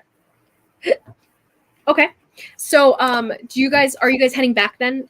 We're just pulling him out of the sigil room before she loots the body, just so in case, he's not right there. I mean, even though it takes a minute to do the sigil stuff, but I'd also so love you to could, break like, off some of the crystals myself, the healing crystals, because I'm pretty low. Realistically, then if you he can had break landed any of his Oh, things on me, I probably would have been doing that. Carhali told you not to do too many at once. Oh, okay. I'll break off one. And I don't know how many is too many. I think I did like 3 or 4. Sure. go ahead and roll a d4 and you regain that amount of healing. Cool. But I did like 3 or 4 and I had to roll for exhaustion. Oof. Okay. So now she's gonna loot the body, I guess, and see what she can find off of him. And Carhali catches up. Yeah, eventually you see Kanari and Enola walking kind of sedately paced with a bundle over one shoulder for Kanari. Kanari probably, once they finished tying her dad up, she probably would have just started like wailing on a wall just for a minute, just trying to because she's just amped up at this point. She's been chasing and chasing and chasing, and she gets up to him and just kind of knocks him out. And she's like, That was anticlimactic. what? That was anticlimactic. Yes. So she's just like, okay, I'm just gonna so yeah. So that's what I do for a couple minutes, and then I'll help while she's looting the body, I guess, and then I'll come out there and sedately with bloodied hands, but that's fine. Nice. Bloodied hands and everything. And Karhali, you see them coming out, and Kanari looks like she just took on a wall. Yeah, I always knew you guys didn't need me. And Thanks for joining the party. Appreciate it. It takes you guys just a couple minutes. Oh, you what? Not saying a word. Heading back the other direction. Wait, can you help carry him, please? I thought you said you didn't need me. I didn't say that. You did. Harley, I'm so weak. Can you help, please? I go back. I turn around and I look at them and their skinny arms. I'll carry him. It's funny because Kanari has those gauntlets, so she actually is pretty strong now, but she doesn't want to carry him. She doesn't want to touch him, and she figures it'll make Karhali feel useful. So she's just, oh yeah, can you carry him? All true what she said. You're constantly manipulating me. She can't help herself. It's She the real Isabel acting. Constantly manipulating poor Karhali. No, it's to help her feel better. It's for the best, okay? Yeah, like it's normally for the best, but constant manipulation. She With was that, raised. though, as you guys are exiting the fight and everything, and Kanari knocks out her dad and has him over his shoulder, making their way back to the cavern here, we'll take a break. Okay. And we'll Okay, I'm not prepared for this. Good I'm not job, gonna buddy. lie. This is fine. That was an epic one-liner. Thank you. Thank you. I was like, he heard it. What would Like, she say? not What would she not to say? be incorrect. He heard it right before he goes out. Yes. She said it on purpose before he went out. Like, now, you Dad? proud of me yet, Dad? Huh? It was definitely like a very sarcastic dad. You know what I mean? Like, it wasn't. But yeah, his eyes kind of like widened at the end a little bit. I love more it. confusion than understanding. Yeah, but more confusion. I'm sure he doesn't. I loved it, and I love you. Thanks. Okay, I love you guys too. All right.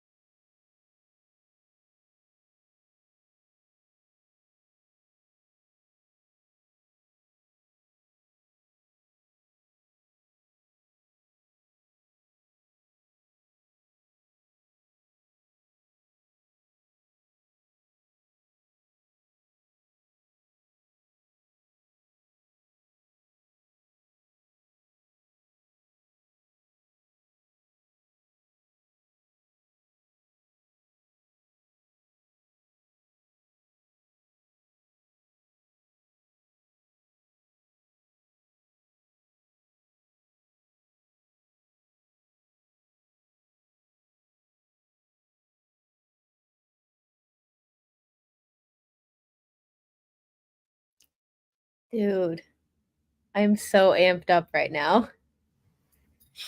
Oh, I bet. Want to get the heck out of here. Mm-hmm. I just want to go to bed. I want to go sleep. Your Somewhere- character does? Yes. Ah. Somewhere that is not on fire, preferably. Mm-hmm. This is fine. With a full long rest. Yeah, hopefully things don't go badly. Yes. Hopefully. You're still glowing as a side Yeah, note. I remember. But I need to keep in mind on my timeline. Some people's stuff will be ending soon, actually. Oh, thank goodness. Let's see. Oh, I was talking to Hong Won Jun earlier, and it wasn't quite vicious mockery. I realized that now. Oh, I realize that now too. I didn't realize at the time, but it's okay. It's okay. I mean, I've been yours is actually that one ends. Oh, actually no. That ends in a while. Oh, great. Yeah. Fantastic. So it's the first person. One of the things for Shy will be ending soon. I was trying to do that with Canary and Anologist now. Mm-hmm. Cool. Perfect. I was attempting that there. Nice. Well done. I know it's not like super like on point, like, oh yeah, that could be vicious mockery, but it's so hard trying to phrase everything I say. So I'm doing my best here. Oh, you're muted. You're fine. Sorry. Okay. I'm doing my best here. I'm trying to just phrase anything I say in a mean or sarcastic way. It's a lot harder than like on paper I would anticipate it being. Canary probably would have had a easier time of it. That's true. Because A, Canary doesn't talk a whole lot, and B, when she does talk, it's usually mean. It's true. I think Inala probably would have had the easiest time with it. Yeah, I think Rachel would have loved that. That would have been funny. I am quite literally the worst person to have gotten this. Not necessarily. I think it's like funnier. That's true. It is a lot funnier because you're finding out what Carhale really thinks. Mm-hmm. It's like angry drunk Carhale. That one thing that I said to the priest, that was something that I had planned for Atoll that I never ended up saying to her. What did you say? Oh, what was it? It was, it's almost like you actually believe all that self-righteousness is going to make a dead god accept you or something like that. That hurts. But it fit, honestly, it worked even better for that guy. It did. It worked very well. Oh, so that man, you guys will have some people to interrogate now. That'll be fun. I wrote down like a really good zinger for each of them because I can't come up with that stuff on the spot. So I have one down for everyone in case I accidentally speak to someone and I don't say it in a mean way, call me on it and I will use them. Got it. Because I'm figuring I'm just trying to phrase things to see if I can get around what's going on. But I'm thinking maybe if I don't do it well, it'll work, and then a random insult will just come out. So if you want if you feel like it wasn't good enough and you want a random insult to come out, call me on it. And I've got a few. Got it. I look forward to it. Hi, Nathan. Are you feeling better at all? I mean, no. Yeah.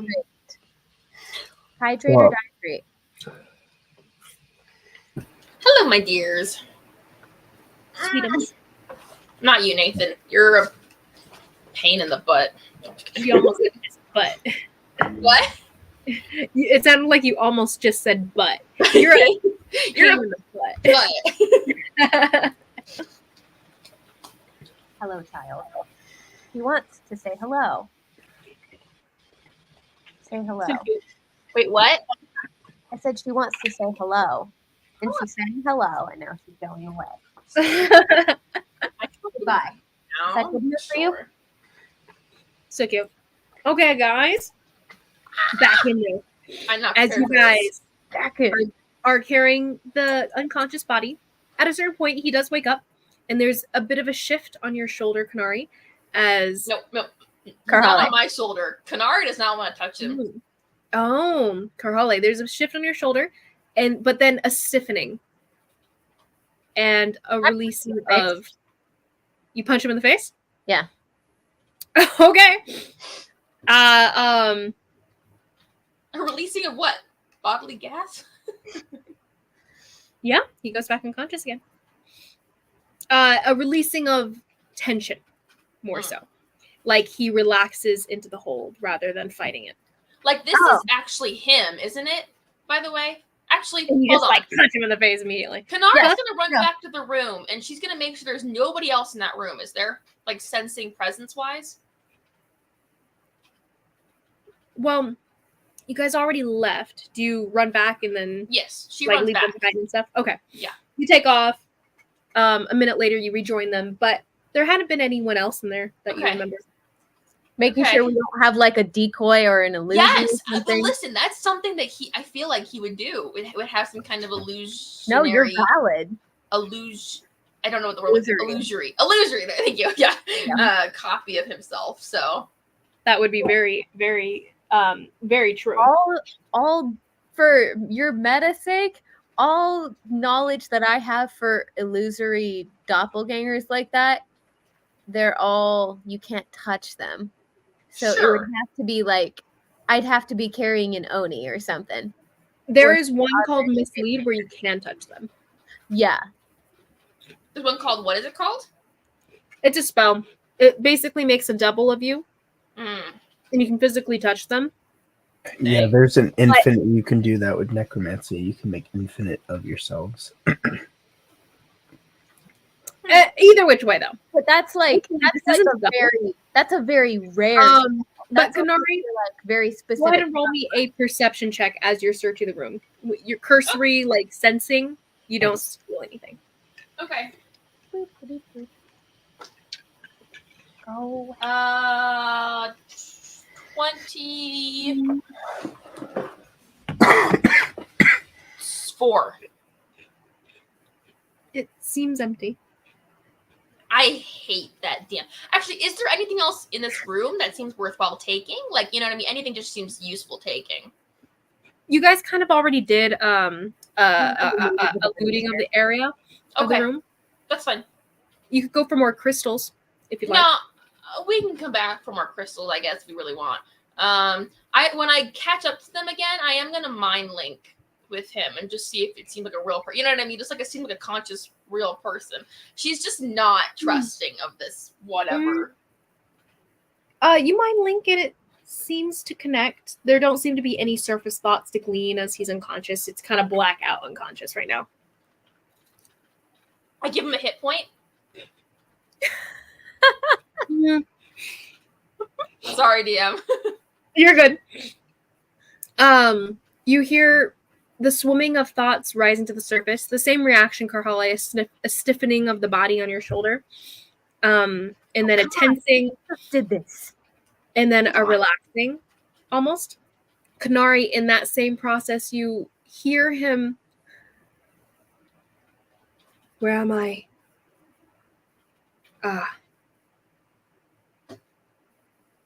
All right. And a pause. And just like a general clearing of the mind and clearing of the tensions as he relaxes again. Okay, I'll knock it back out again. I think it's him. I really hope that I don't know. I don't know. I just don't trust him. You don't know whether or not this is him? Well, I'm just saying, like, if it's a magic thing, I don't know magic really.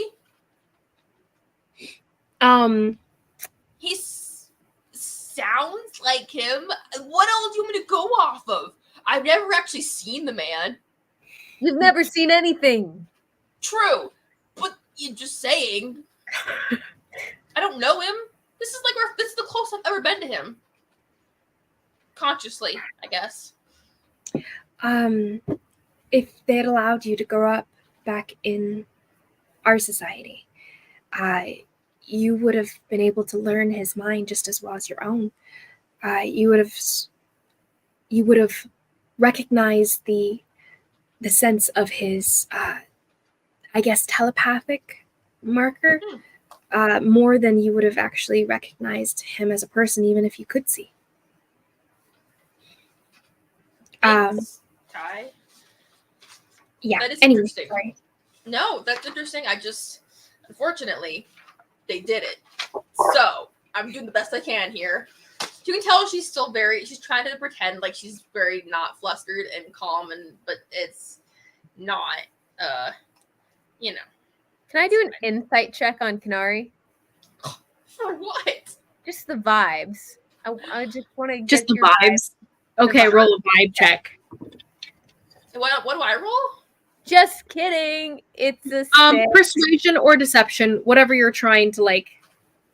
Whatever you're, I guess, channeling right now. Don't worry. Energy-wise. I am off. It's a What? 10. I got a 10. I actually also got a 10. I got an 11 minus 1. That's Mine funny. plus 4. Defender technically wins. Boo. Hard to tell, Carhole.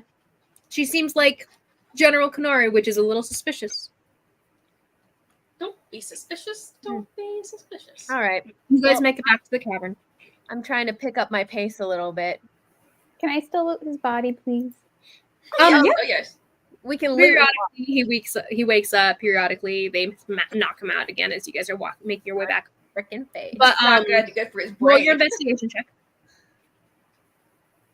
It's not going to be quite as fully involved. 30. Just because he's being carried by 30? someone else, presently walking, but you'll do your best. Oh, with a 30? 30, you do great.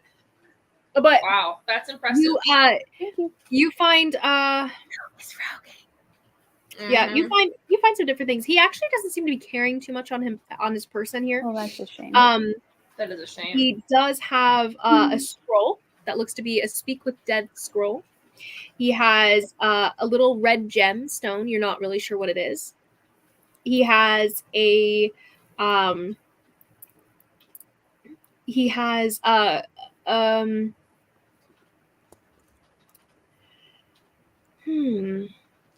he's wearing different kind of clothes. He's got this mantle around his neck, embroidered very well. He has very nice looking robes of a style you've never really seen before, and familiar to you.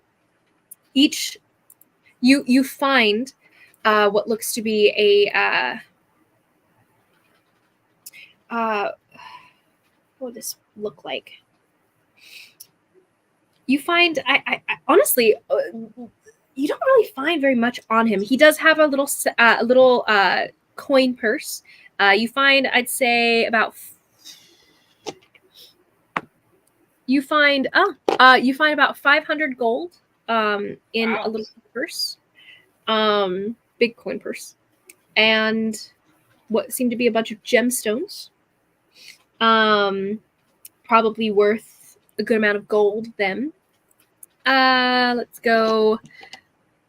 Enough gemstones to equal, as you kind of like appraise them yourself, worth about 180 gold worth of gemstones. Nice. Beyond that, you don't actually find anything physical on him. Perhaps most of his stuff is kept where he was living, plausibly. With her 30 investigation check, would she notice any tattoos or something that are on him? Yeah, you would notice. You would find a couple tattoos on him. Mm-hmm. They seem to be of a design. One of them has two heads on his back, and you kind of like peek down the back of his neck here. You see Just a little a bit. two-headed design. You see multiple other tattoos all over his body, but you're not really sure what they might do, or if they're magical or not. Ah, yes. So I don't recognize any of them. You can go ahead and do an Arcana check if you'd like. Kanari would have also told Anala to take his components pouch or whatever he was using, you know? Just that way, if he broke free, he wouldn't necessarily be able to cast too many spells, hopefully. You took what away? His component pouch? Oh, okay. He actually Or his focus or whatever it is he has. I would say Nala doesn't know what it was. What? Amongst the items on his person, she's not sure what his casting focus is. Maybe Okay. it was She- the red the stone. thing. She never saw him casting, so she's not sure. Then strip him. No, I'm just kidding. Do you? I mean, everything but his clothes, I guess. I am not carrying a naked man. You can leave his clothes. I don't. The Clothes rest are of us societal have to look at it. construction anyway, but that's whatever. I mean, I tend to agree with you, but I'm also carrying him. So, nah. Then at least just take out anything that's not necessary, I suppose.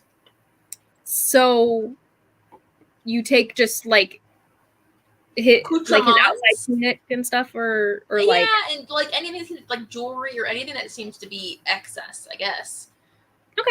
he doesn't seem to have any jewelry on him actually. In this scenario. The outer He- robes, though. Yeah. He did have this turban thing going on that fell off probably somewhere in the fight anyway. He has these dark, long, thick braids kind of around his head. You see, Nala, that there are braided jewelry into the braids themselves. Different kinds of like golden, silver. I should shave his head. No, I'm just kidding. I don't want to do that right now. And the different tattoos you found, blah blah blah. Oh, what was your Arcana check, Rachel? I mean, Anala. An 8. You Ooh. cannot tell whether they're magical or not. That's a bummer. Unfortunate. Mhm. I'll ask Atoll to look at it and see if she can figure it out. Atoll should be able to Are we recognize. back yet? Yes, you guys are back. So Oh, what about his you tattoos, guys DM? find Shy kind of like pushing around some items out of with a satchel laying nearby, and he's kind of just like observing these different things that he's found. Atoll is presently standing over a tied up priest with Adine kind of at her shoulder a bit. The body of Lusitania seems to just be in the area, kind of dragged to the center. Like Atoll kind of collected everyone, dragged everyone to kind of like a collective near the entrance of the cave here. Well, Jen- what about his tattoos? Jin is at a distance, kind of in a still hunched over, head in hands. And what about the tattoos? Weren't you going to say something about Konotash's tattoos, or no? Or you just mentioned he has? Yeah, but she Noah she finds rolled. multiple tattoos. A lot of them are beautiful designs and interesting design work. Some of them have words on them here and there, but she can't tell Okay. or ascertain whether they're magical or not. Okay. You guys are regained though. You guys see Shy going through what looks to be a satchel where a lot of stuff fell out, and he's presently perusing the items. One of you Atoll guys goes, wait, did you guys succeed? You guys got it? You got him? I look at the guy that's currently on my shoulders. Is he dead? Kanari, I did look you at kill your Kanari. dad? Not for lack of wishing so, but Kanari is like actually as soon as Kanari kind of talks again, she's like, and she like turns around and like ignores everybody else, and she'll rush over to Jenyan and like kind of just like she like stops though, like she doesn't like touch him. She's kind of just like kneels down next to him. And she's like, are you alive? Are you okay? She's like doesn't like she's kind of in shock, you know what I mean? She's kind of like just trying to like figure out like what's going You kind of on. come and stand over him. The shadow cast from Karhale's glowing being, casting the shadow that curves Is she around still him. glowing? Yep. Yes, she is. Although at this point, Shy, you could not see them re-enter until immediately you see them all of a sudden in front of you. Everyone kind of standing at closer to you than you might have expected them to, since you didn't see anyone walk in. But you can see people again. Yay! Oh, But we kinda- can go ahead. You, Karhali was saying something, so you guys do that first, and then I'll have a little talk with Jenny. Okay. But go ahead. Was I saying something? You were saying to Atoll, or you were about me killing my father, and then or not killing my father, I guess, and then I don't remember what. I don't know. Oh no, you do your thing. Okay. I did have something that I wanted to say to somebody at some point. Go but ahead. I'm saving it. If you I'm want to take a minute. stressing. I'm If stressing. you, You go okay, ahead. I'll give you a minute to compose your thoughts there. I'm gonna, as I'm approaching the group, kind of just drop the body I'm carrying onto the ground next to Yuji-wan. Actually, I want to drop him directly so he's facing Yuji-wan's decapitated body. Mm-hmm. Just for funsies, because I'm a sadist. Okay. You, champion of honor. That's what they call you, right? Yes, that is what they call me. And who exactly would you be? Part of the, and he makes a kind of a questioning glance at Atoll, as though she probably already said this name. The Shadow End? End of Shadows? I don't quite get it. I'll look to Atoll. Did someone tell us who we were? Well, yeah, he asked me who we were, and I said, we're calling, or you can call us the Shadow's End, or people call us the Shadow's End, you know. Cool. Okay, regardless, you disgust me. I'm sorry, do I know you? No, but I know No, I you. don't believe I do. So I don't believe you can have an opinion. I do get one. All that power and influence, and what do you do with it? You champion the murder of children and innocents. Jezreel would be ashamed at what you've allowed this country to become. You're no champion of I honor. believe you You're a may be joke. confused. I don't believe I know you, and I don't believe you know me, if that's something you're saying about me. He turns away from you, actually. Turns back to the body. So, are we going to be waking this priest anytime soon? Oh, I would like to know why exactly he's betrayed his nation. He needs to roll a con save. Oh, yeah! He passes with a natural 16. All right. Well, I mean, the DC's low anyways. Get him, Karhali. Yeah. Atoll's like, comes over and nudges you. She's like, You know the state this country is in. When we came into the city, there were people hanging at the gates with the mark of honor burned into their chests. she kind of like settles down at that. She goes, Good people.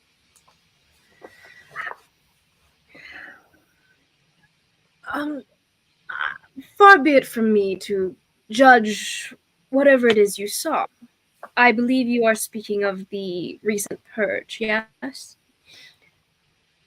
Definitely barbarous entirely. I do not approve of such methods, though it can be effective in calming down a group of people that were causing destruction and mayhem within the city.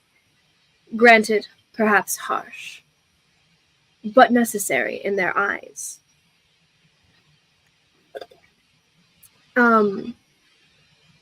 But it also seems to me that you're not from around here, you outlander of sorts.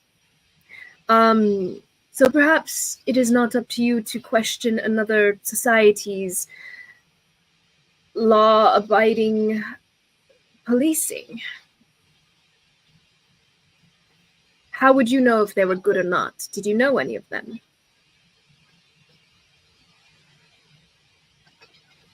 I'm not looking at him. He actually hasn't been looking directly at you either. He's just kind of said this to the air as he's facing this priest here. He goes, though I would like to know exactly why this priest has, like I said, seemed to team up with the bane of our society's existence here, allying himself with Shaitan. And he kind of, his glance does kind of like twitch a little bit in the direction of Jenyin, as well as in the direction of Shy a bit, but he seems to kind of shrug and square his shoulders a bit. I do thank you all for your I suppose destruction that you've laid waste on these people.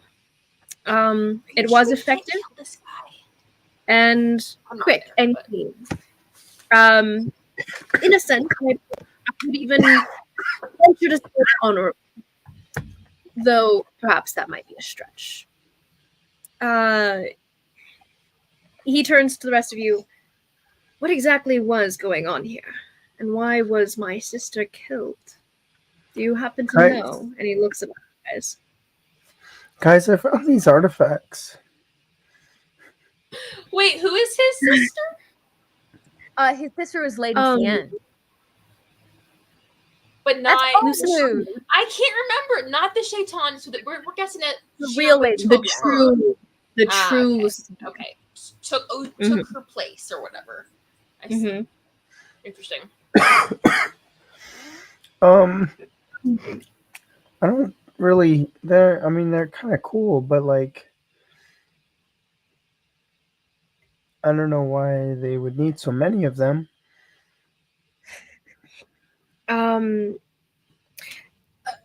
Adina's actually curious. He'll walk over, saunters over, I crouches don't down. like him. Can we kill him and make it Toll the new champion of honor, please? Like I he just want died. to. He died in the fight. Oh, no. I It's get a all, cool it's kind of like cringing between interactions between you guys and this guy, like the whole time, like that weird, like, oh, two people I'm friends with don't like each other, that kind of cringing. If Like, Kanari wasn't focused on what she was doing, she's part of this country. She would actually have something to say, but it's fine. He can be ridiculously arrogant. Meanwhile, as you guys are seething from Adine here, Kanari, you stepping toward Jenyin, hovering over him. I do kneel down next to him. But you kneel down? Okay. What do you say? Are you okay? Are you really free?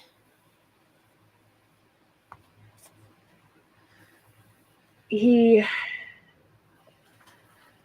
doesn't lift his hands from his face. His face is still turned downwards. Though to be fair, he never really has to make eye contact with you ever, so it's not unnatural. And he grunts in affirmation. And you recognize the grunt. It's a yes grunt. Kanari would probably just like slowly start to reach a hand out, and just kind of like you can feel his heartbeat starting to like increase a little bit as you get close enough that you can feel like the emanating heat off of his skin. And she'll just kind of put like a hand like on his shoulder, I guess, and just be like, Siwang, it's not your fault. He doesn't answer, but he lets you lay your hand on his shoulder.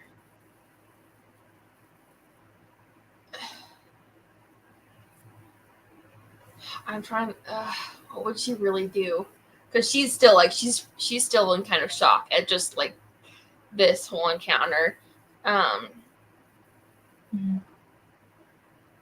She's fighting off tears. Not that he's looking at her, but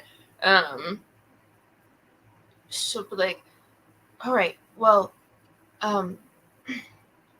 you were always better at the comforting thing, but I'll just sit here next to you until we do whatever's next together." So, and she'll kind of just sit there and kind of sit like, on her legs is like, it's like how martial arts people do, that they sit on their legs, like it's really uncomfortable if you're not used to it. Like but she'll just sit like that. She'll kind of just like put her hands on her knees and just kind of move her hand over close enough so it's kind of just touching him, but not like anything else. And she'll just sit there and breathe like, okay, yeah, okay. And His heart like, beats, and he seems to just kind of take a deep breath, let it out. And you just kind of like feel in this moment as his heartbeat starts to slow and come to this point of relaxation rather than the intense, in a sense it was panic that you could hear in his heartbeat, but he doesn't he doesn't physically show it, obviously. But you kind of just sit there with him until his heartbeat. She starts kind of humming too, humming one of the lullaby songs, and just kind of starts sitting there and humming, and just doesn't have tears coming down her eyes, but not for lack of them being there or for them trying. After a few minutes, and you guys can hear the conversations and the arguments probably that are going on off on the other side of the cavern here, but it's all very distant in these moments here. And after a couple minutes, he puts his hand out and grabs your hand, and you feel like the retracted claws almost covering yours in a very gentle, warm grip. And he goes, Xiao-Chen. And it's almost like choked back a little bit. And just, what do I do now?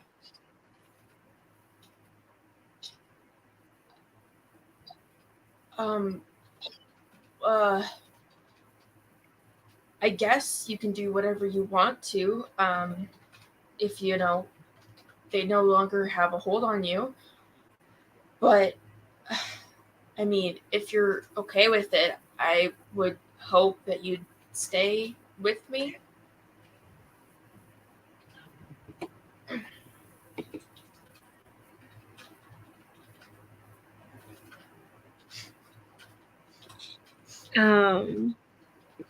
Go away.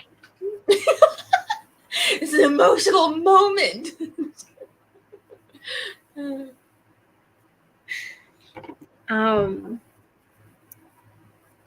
He goes,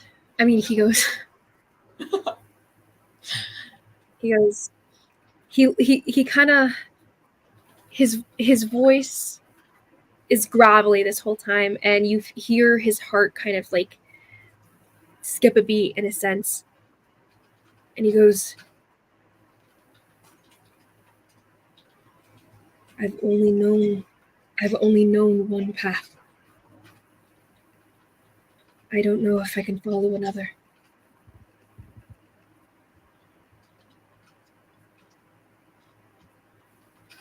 I mean, to be honest, I've really have only known one path too. I'm trying to forge a new path, but I haven't gotten as far as I would like, so maybe we can help each other. But if you want to be on your own, or I don't know, go your own way, His hand kind of tenses around yours and like grips, like it becomes almost painful, but he relaxes it. I understand. I don't. Whatever you need is what I want for you. But if you'll stay with me, I'll promise to help you as best I can. And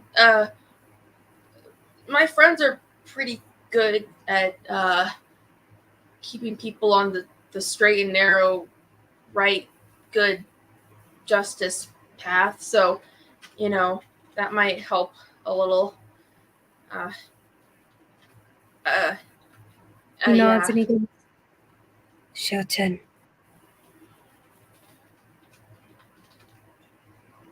I meant to say, the only path I've ever known is by your side. I don't know any other path. Oh, and she actually tears start coming down. Sorry, go ahead.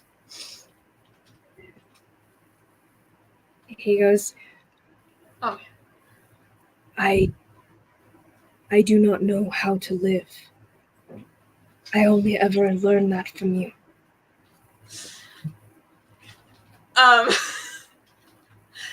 She's kind of like, oh, as she's trying to make her voice not sound like it's crying, because she forgets that people can really see tears. So at her, she's just making it sound like she's not crying, And she's like, oh, so, yeah, that was stupid me. I thought you meant you didn't know any other path besides, killing people and causing destruction. And I was like, oh, me too. So we're in the same. A little bit in amusement, just a little that somber kind of huff of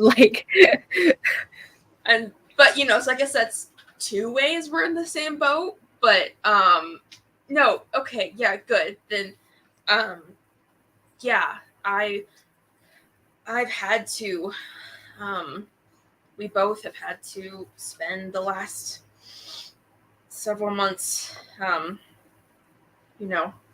our own, and without each other, and I'd rather not do that anymore. So she's so awkward. She just keeps He's been feeling very, very distant in this way, right? Ever since he'd cut off things from you. Ever since he's been. Yeah, I forgot about that. Right? Sorry. He's been feeling this very distant from you, but like you said, you've always known him to be the comforter between the two of you. You were always probably the cold one, probably the one pushing the other away in this relationship. So it's a very odd turntables here in this moment. But as you're kind of stumbling through your words here, and you're kind of dodging, trying to suck the tears back in, although they can't really, they're slipping past no matter what.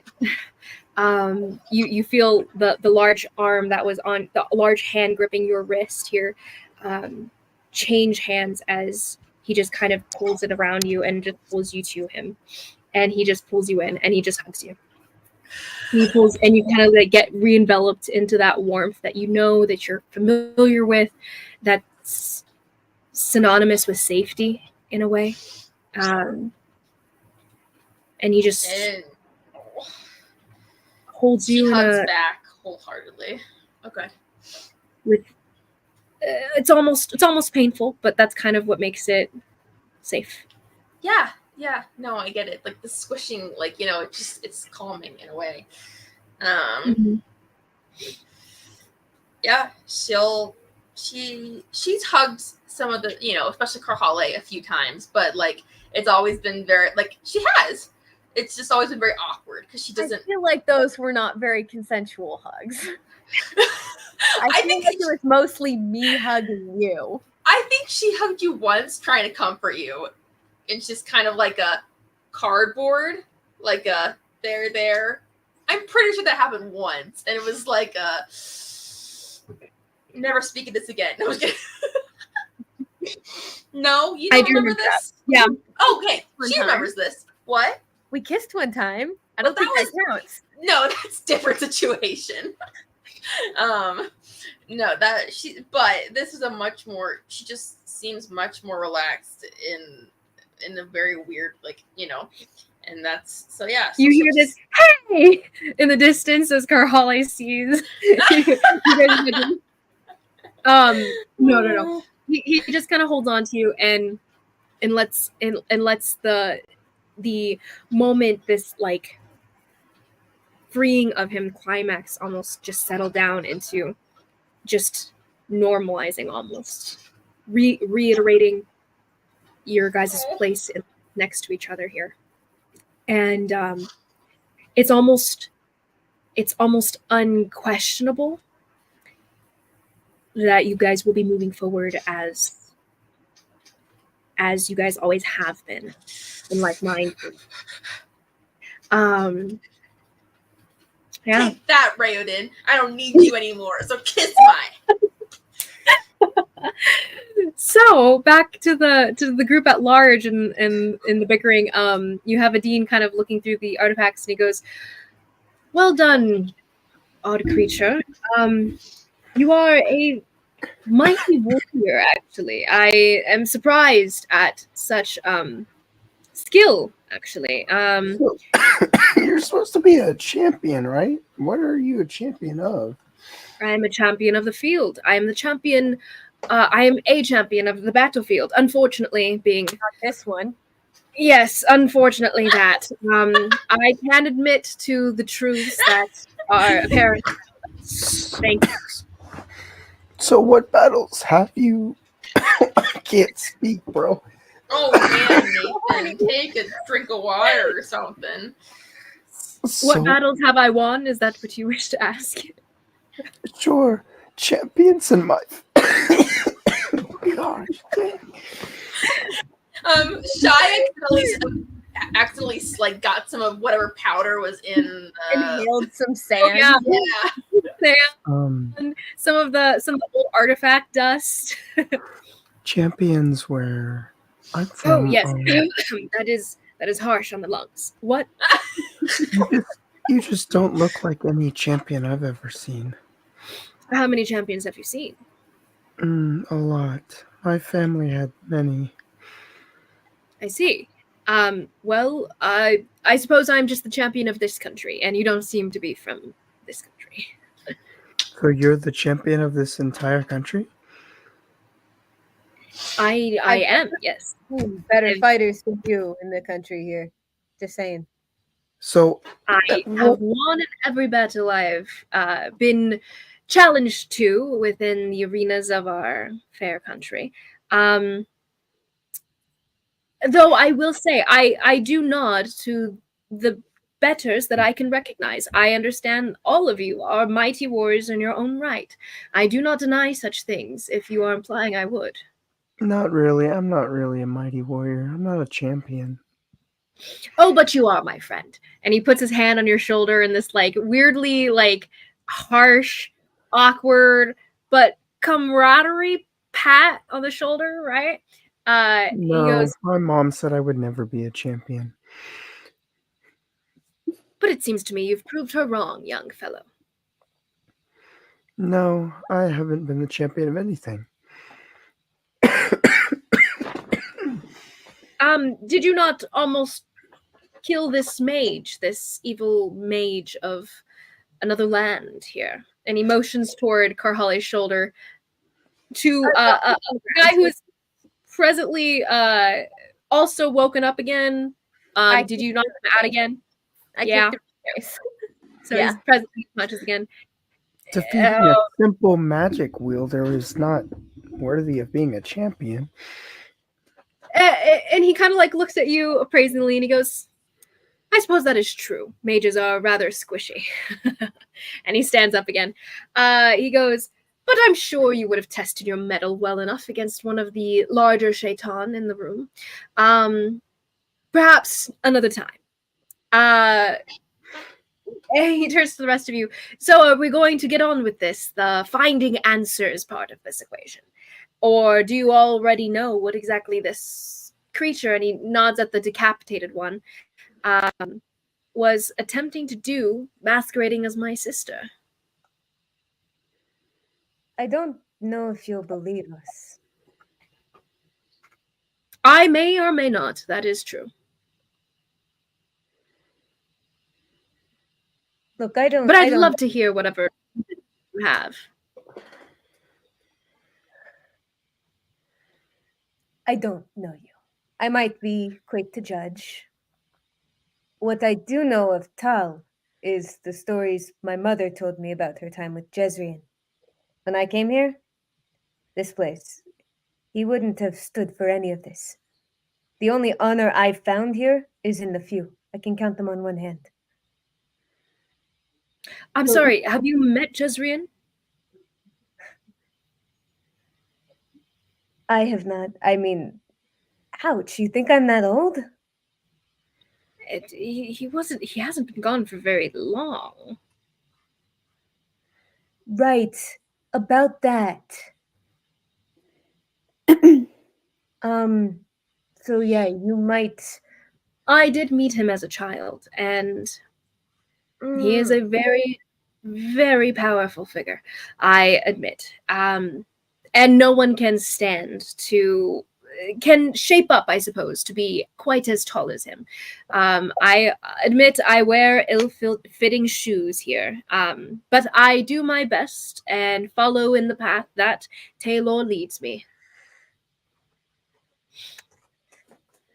Yeah, I'm thinking less and less that you're going to believe us here. Well, give it a shot. I am curious whether any. Just what do you think happened? Okay, well, and I'll launch you an explanation-ish Oh my um, gosh! of our encounter with Lusitania at the Sienna Estate Okay. and everything that happened there. By Honor's name, children, and you keep on talking, and he continues listening. What else should I tell him? Okay, yeah, she's after like the Stygian and other artifacts of power to resurrect There was something Stygian. I do believe it was being used for the.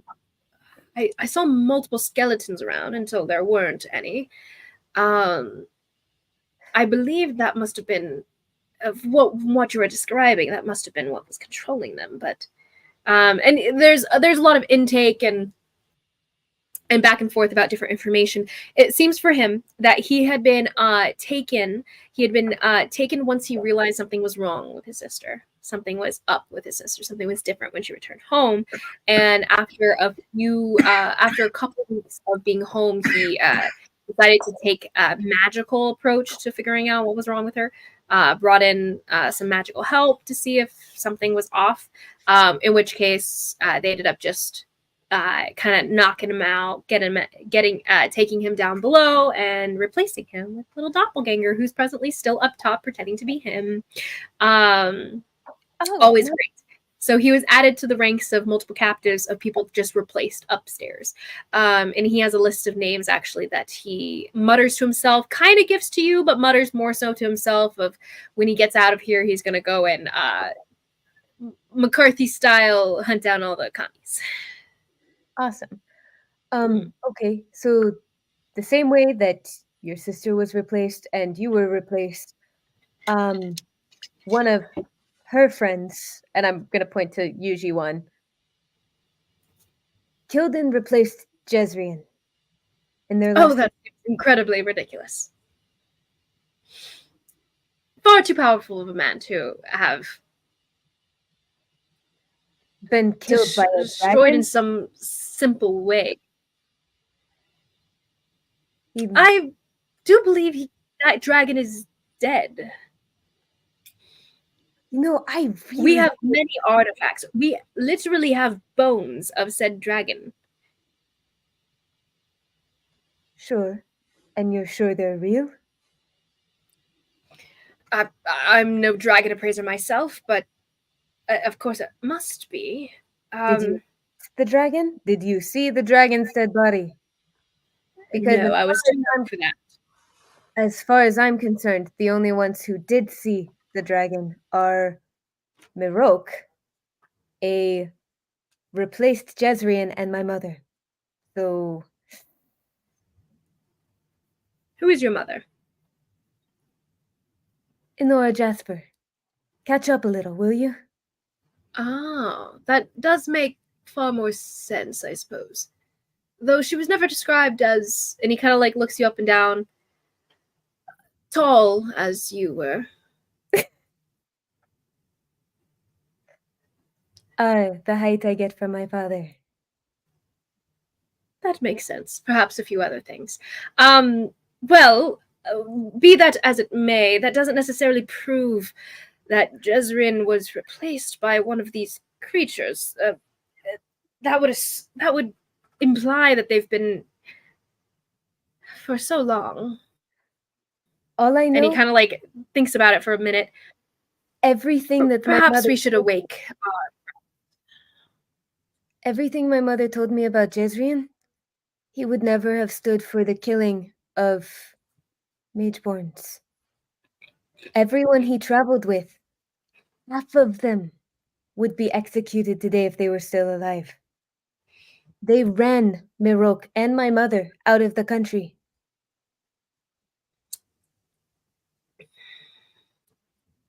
She said he wasn't the same after that fight.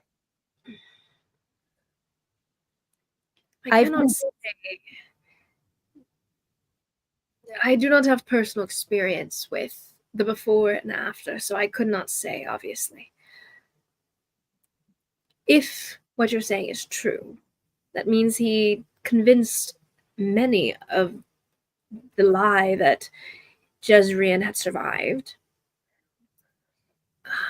And after his children had disappeared, there was most of his family had disappeared. I suppose there wouldn't have been anyone saying any different. But you realize that the Mageborn weren't innocent at the beginning of the purges. They had attempted to kill Jezrien, eventually succeeded. Well, this is confusing. Well, given the fact that Fault for killing his family. given the fact that the Shaitan that I believe replaced him died, given the fact that we just killed him ourselves like a few hours ago. You say this, but that isn't proof. That is your word, a word of an outsider's against that of a whole nation. Even if it could have been proven, the only one who had that information is, and he looks at a decapitated head, not quite with us anymore. I'm hoping he might have some answers. We're all just Look over crazy at conspiracy theorists. It does seem that way, friend. But I will give you benefit of the doubt. It seems you seem to believe it. Insight check. You seem to believe it. So there's that. So either you are all fools or you are all thoroughly misled. Or perhaps it's true. But I would say the possibility of truth is far lower. I don't... Well, let us see what our friend Considering say. you're down here kidnapped and we were the ones who saved you, I wouldn't be running that mouth. I guess she's probably not here. How long did your sister have you? How long did your sister have you convinced? Or how long did she have you convinced that she was your sister? Not for very long, to be honest. She'd left the home, married into the Cien household a long time ago. And at least since then, since the wedding, I assumed she was, or I didn't sense anything off with her. It was only until once she returned. So I would assume it must have happened in the interim. Lucy she was a sweet girl, and you don't necessarily change from that level of, well, nonetheless, she was different. So, She was. She helped her husband, the Lord Cien, with the ethereal. she did always have a soft spot for the underdog. I admit I have a similar soft spot, but we do need to trust the people who lead our nation to make the best decisions for the nation at large. Perhaps it is harsh. Perhaps my sister would not have agreed with the politics involved, but we should support. And he seems to almost lose steam as he's saying this. Nonetheless, let's wake your captives and see exactly whether they back up what you're saying or not. I'm just saying, and I want you to hear this in the back of your mind for the foreseeable future. What if I'm right? And I'll go kick Konotash. Nation is rather screwed. Hmm? Okay, you kick Konotash and he kind of like grunts a little bit. He goes, I guess our country, if you are right, then I suppose our country is rather screwed. As you kick him awake. He shakes awake. He still has a cloth stuffed into his mouth and everything. He kind of just opens his eyes in a state of alarm at first and then relaxes into a general air of nonchalance. God, you are so irritating. He looks at you in confusion. Is this the priest or my dad? This is your dad. All right. I don't have a whole lot of patience, and it's taking a lot out of me to not kill you now. But I kind of have some answers that I need, and Nide pissed me off a little bit too much before I could get those answers. And then she pissed me off a little too much before I could get answers out of her. So unless you would like to also be decapitated and burned. Actually, would you want to do the burn alive thing and then I'll decapitate you? I could do that too. He just kind of blinks at you slowly. Still nonchalant. Oh, he needs to. Can he roll the con save? I haven't spoken. Oh yeah. He gets a. Or sorry, he actually fails, and his eye twitches, and he passes out again. Dang it! Come on. Well, a little blood trickles out of his nose. Great. Fantastic. This day could not get any better. I'm gonna. You kick him awake again? Yeah, kick him again. Shakes awake, still looks at you with a nonchalant air after the initial waking alertness, tension, relaxation, forced calm. I'm gonna nudge Kanari. Kanari kind of just like reluctant to like leave on the inside, but he's not going anywhere, so she'll get up and kind of walk over and be like, what? I need you to do something useful, preferably, and maybe look into his head while I ask him some questions. Well, I could do that after I take a little rest. I need to, like, you know, I used everything I had to just get this little sucker down, so I'm gonna walk away, and I'm gonna deck Konotash. Well, no, but she'll be like down to the ground.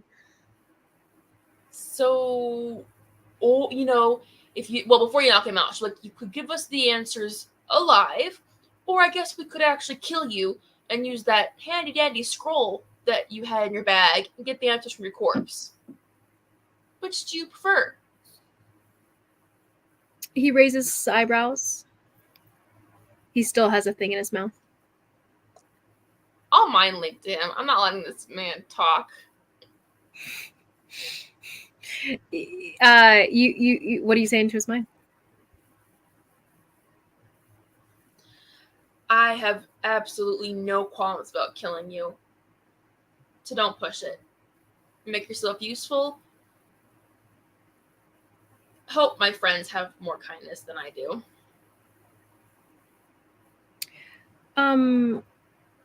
He responds,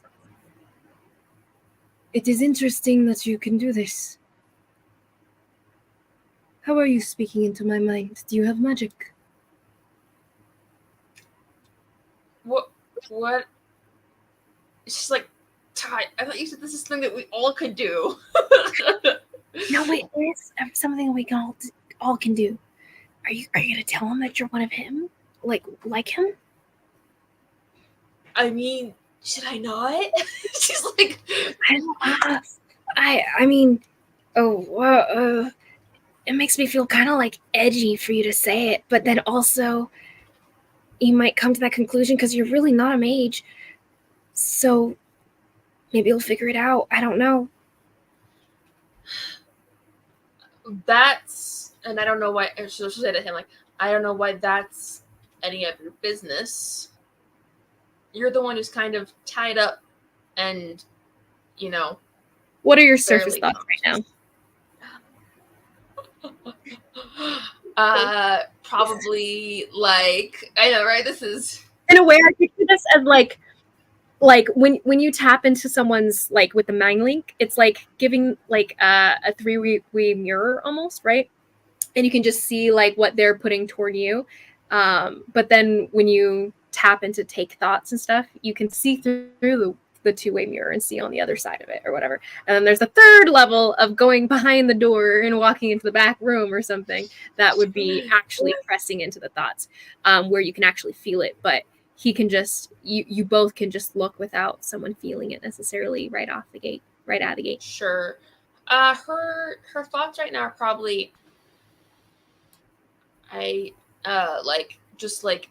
hate this man. I don't want to be talking to him.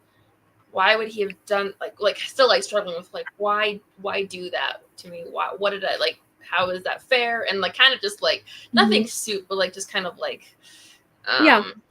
Nothing super specific, but you're still angry at this person in a personal way that would be very confusing from him. Yes. For him. His head kind of cocks a little bit to the side.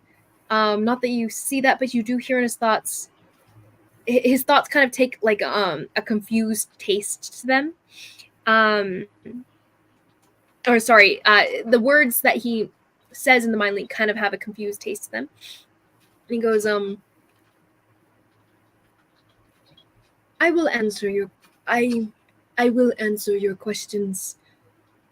Anything you wish to ask, I am yours. A open book, as some people say. Does he seem like he's full of crap, or you know what I mean? He will roll persuasion or deception. I am glaring at him, holding my big You are watching, you're watching Kanari just kind of glare in his general direction and him kind of looking at her up and down in general confusion. And I'm glaring at him, watching. Only a 13, unfortunately. Oh, no, wait. I'm trying to tell if he's lying, so I get advantage because of his heartbeat. Oh, that's true. Well, I mean, It's not necessarily trying to tell if he's lying because you're trying to ascertain if he has anything bad intentions. Right? I guess. Yeah, I guess it's well, fair. No, it's up to you. Are you ascertaining about truth, yes or no? Or are you ascertaining something else? I guess I was trying to ask him more is he trying to I don't know. Yeah, bad intentions, I guess. So, yeah, 13. 13? Okay. Based on a 13, it is hard to tell whether he has bad intentions or not. I would say based on where you're at, he probably just generally has bad intentions, and you're generally mistrustful. Sure. She'll kind of look to Carholly and say, he says that he'll tell us what we want to know. Do you think we should take the thing out of his mouth? I mean, we can always knock him back unconscious. I'm nervous, though. Can he cast spells? What? Can he cast spells? Well, that's why I'm nervous about taking the thing out of his mouth.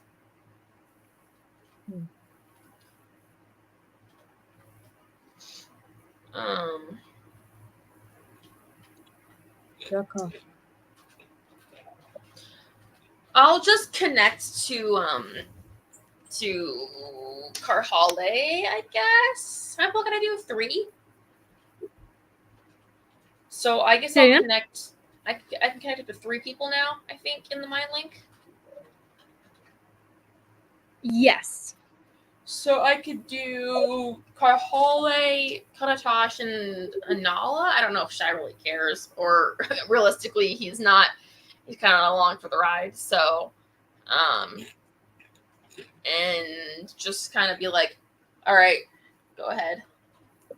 She'll let Carhale mostly lead this because she doesn't really, His eyebrows raise even further.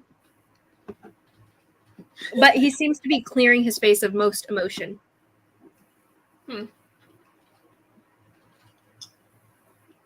Oh, me? Yeah. I'm the one who can only speak in insults here. Oh, dang it. You're right. Okay. Extremely hard. This is difficult. How long did this last for? Shy's has finally worn off. But yours have not yet, Carhale. Oh, no. Actually, Carhale, you stopped glowing at this point. Great. Oh, well, that's great, I guess. Okay. I guess I'll say, so, what am I trying to ask here? I'm trying to think. Who is he? The guy that, whoever Lusitania said loves her. Oh, yeah. So, who is the he that you guys are trying to bring back? Or will return, or whatever the heck you believe? Goes, Yuji-won was a fanatic, I think you might call her. She believed deeply in the existence of her god. She never gave him a name, unfortunately, so I do not have a name to give you. But he was always at the center of her mind, and she did everything in service to him. Okay. Well, the priest guy seemed to also talk. Didn't the priest guy talk about him too? You hear this mental shrug, and he goes, he is a lackey pulled in for his usefulness for the moment. Is he lying? He seems like he's lying. Roll an insight check. This one is with advantage, because... So, dirty 20. Dirty 20? He seems like he's telling the truth. About it just being an unnamed god that, I thought you were asking about the lackey. Oh, no. Sorry. I was mostly asking about... I can make a different check if you want. I'm mostly asking, if you... Because now that she's, realizing, okay, well, the high priest also believed in him, so, or whatever, then I don't think... I would say, since you said it for the lie now, since he just said something and everything, you missed the chance to roll an insight check for his previous question, unless you want to ask again. Okay.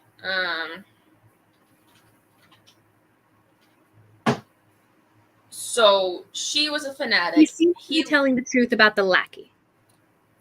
He was a lackey. And what was your part in all of this? The priest was a lackey, yeah. I was a tool in her toolbox, a useful path to more magic than she could wield at the moment. Well, what do you gain? What do I gain? I gain her help as a tool in my toolbox. What was your full goal in this? The goal was to bring back him. No, what was your goal? What did you My need her for? was to use her in future plans. You are still useful. So you really didn't I believe lived to help. you really didn't believe in this him? Didn't know who he was? Oh no, I knew entirely who he was. I have met him. I've seen him myself. Then who is he? Describe him. Be colorful.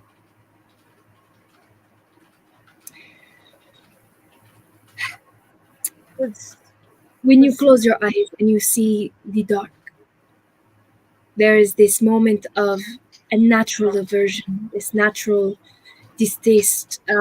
Most mortals begin life with a natural fear of the dark. Um, Let us say that he is the embodiment of why every single creature of this world has a natural fear of such a thing. Well, as someone who's always in the dark, I've learned to be pretty okay with it. He looks at you appraisingly and he goes, "That is impressive."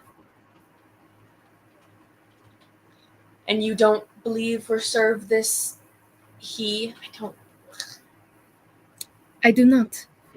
In fact, I directly hate this he. the coming darkness? Of course. So he was the reason there were the dark days. I believe some people may believe so, yes. Great. I don't suppose you know how to stop it. Sorry, what'd you say? I don't suppose you know how to stop it. She said he was going to be coming anyways, even though we stopped her. He turns to look at you. His eyes kind of lock with yours, Karhale, and he goes, "I don't believe anyone can stop it." Great. Great. I'm liking you less and less. Welcome to my life. So what was the point of the dead body in Xi'an Wei? Xi'an Wei is not this he. Roll me a saving throw, Kanari. Oh, what kind of saving throw? Damn. And what are your surface thoughts in general right now, actually, as you've been questioning him like this? Stop it with your mind magic. You don't know yet. You don't know that he's touching. Basically, now Kanari is very aware of her mind palace, for lack of better terms. You are, But I would still say you aren't necessarily aware until he tries to dig deeper. okay. Basically, her surface thoughts right now are this guy's full of crap. I don't understand. Like, he wouldn't be this involved if he didn't have, like, if it didn't immediately benefit him. Like, that's basically what she's thinking. Like, she's like, this just doesn't add up. Is what she was. So,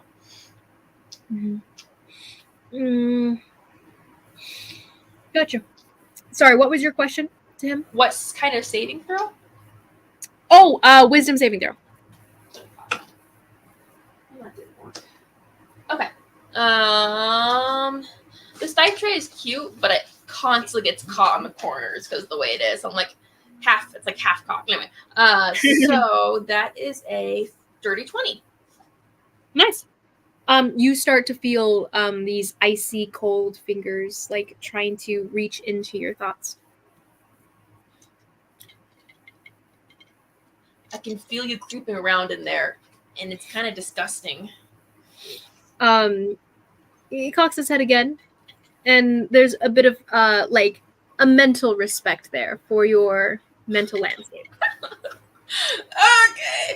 Okay. So it hasn't been an hour yet, has it? An hour since we like got back, we've been chilling.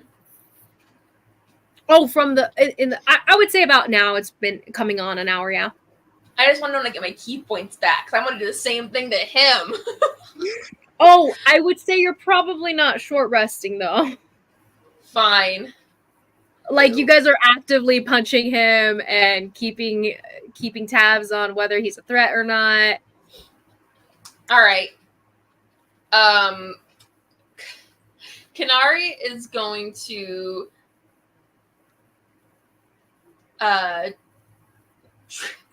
drink a health potion and then say, Karhale, can you hit me pretty hard, really quick? Sorry. I heard you say, hit me really hard. And I know I do usually hear that when you speak, but it's usually subtext. Nope. This is your chance. Make use of it. Okay. Okay. I'm trying not to look too excited. I'll square up. I'm not going to rage. But I am going to deck her in the face. Do I have to roll to attack? I mean, I'm letting you do it. Because she's letting me do it? Yeah. You can just roll damage since she's just letting you. Okay. Cool. So let's see. That is 10 points of bludgeoning damage. Beautiful. Thank you, ma'am.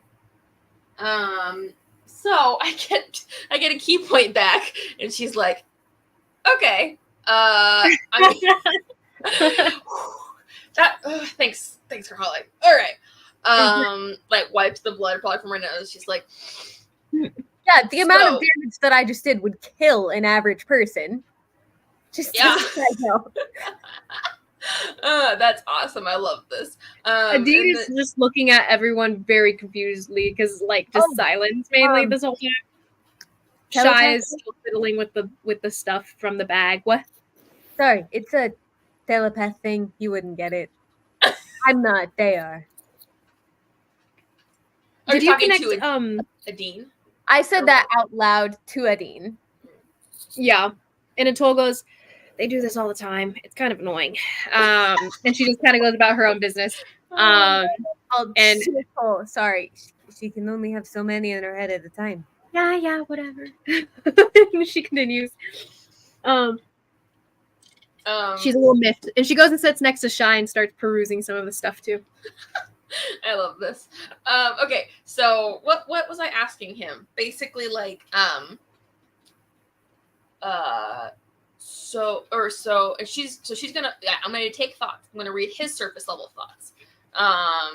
As we're asked, and she's just gonna be like, and that's all you can tell me about this he. No name, no nothing. I suppose we had a common goal in a sense.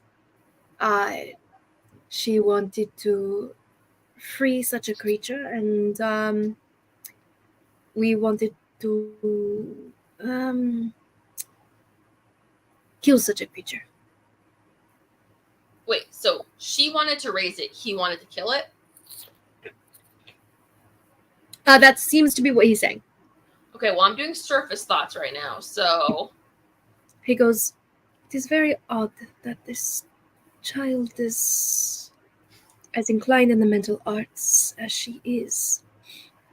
I wonder where she learned, if it's magical based." He's actually completely on a different train of thought. Hmm.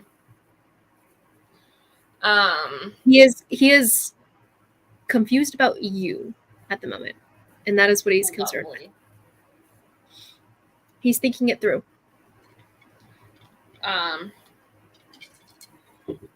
So if you wanted to just kill him, but he was already dead, why help her? That makes no sense.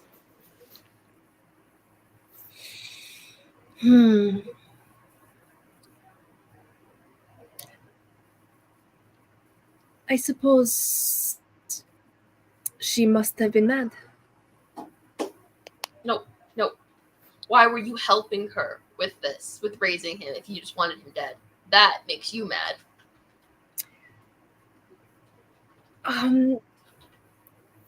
There are always mixed motivations in life. Perhaps I do want this creature dead, but I am willing to allow it to come back so that can happen. What makes you think you could kill it? You got taken down by a bunch of kids. I never said that I would be alone, nor that I would even be engaging it. What do you have on your side? We are many, and we are double. Service thoughts? He echoes the same sentiment. It seems, as he says it, it seems like we are many and we are double is a phrase that rolls off the tongue, like memento mori, or like it's like a turn of phrase. Yeah. Do I recognize this phrase or anything? Like, does anybody, does Anala or anybody I wouldn't. recognize this phrase? Yeah, no one if else it's the seems to phrase of a recognize the phrase. group. You know what I'm saying? I was You thinking don't like recognize the phrase, Kanari, but Ty in the back of your mind goes, "We are many and we are double." That's weird. Kanari, that's it's a saying back at home. I mean, Adar. It just is in reference to the fact that we are many, or we are double.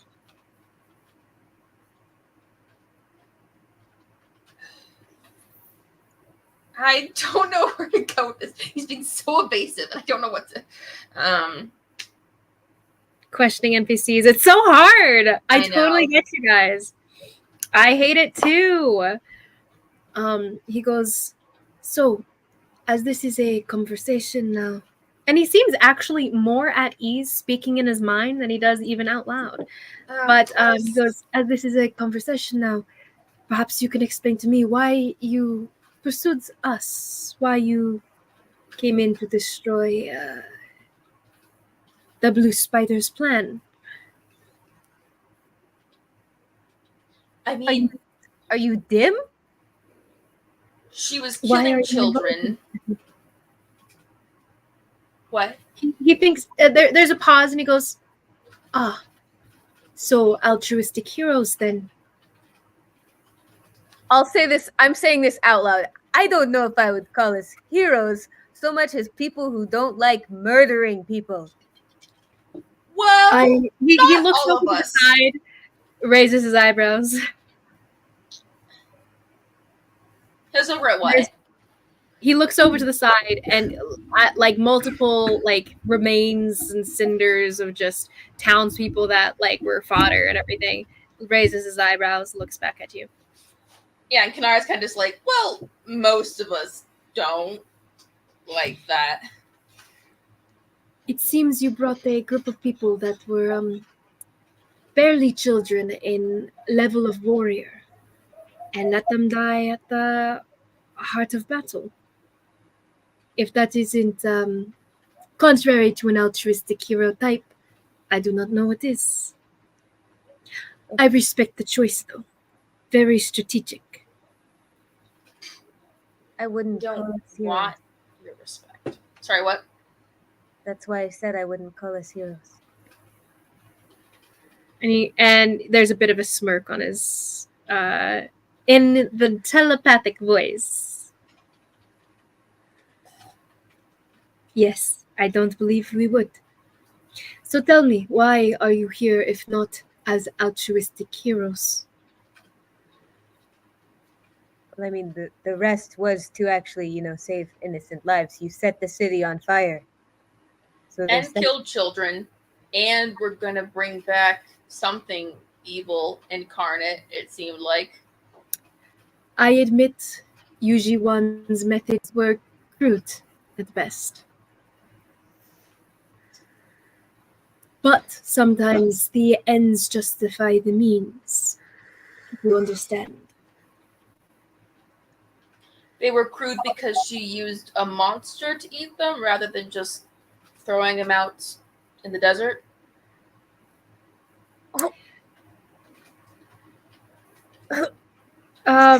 He looks at you kind of askance and he goes, I do not know why that would be the other option, but I suppose yes. Kanari, would you just say it? You're killing me. This is ridiculous.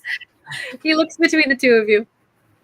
And I'm continuing to speak out loud because I'm not accustomed to the mental thing, and I'm very amped up right now.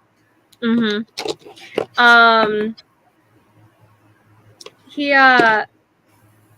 Karhale.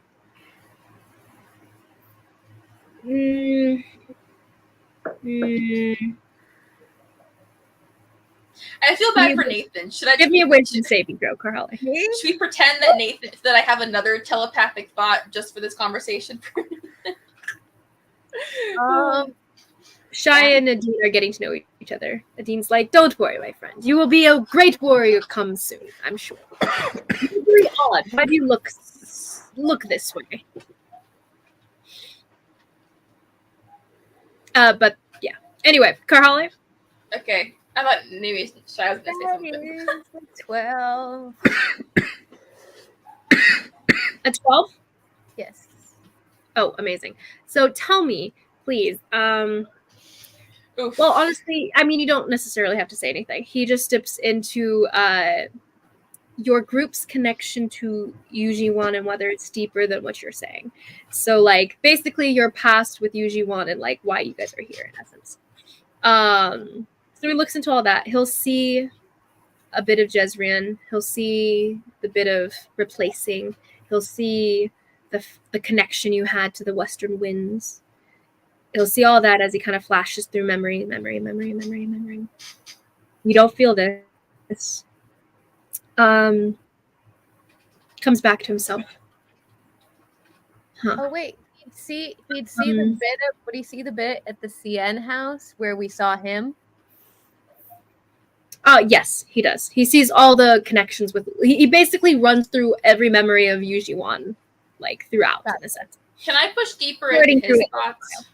You hear interesting in his surface thoughts, Kanari, but you look deeper. What are you looking for? I want to know what his endgame intentions are. Okay.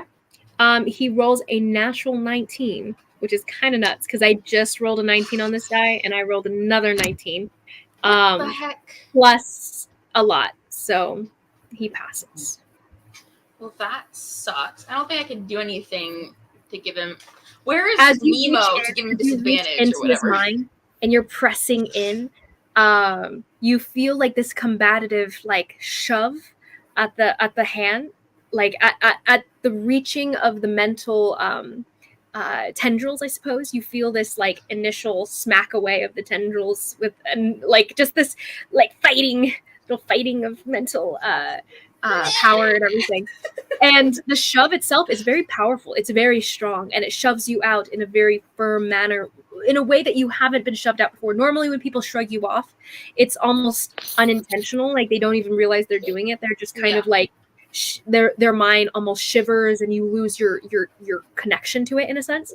Whereas in this case, it's like it shutters off and cuts off the edges of your power here, and you're brought up to this like this dead end here. And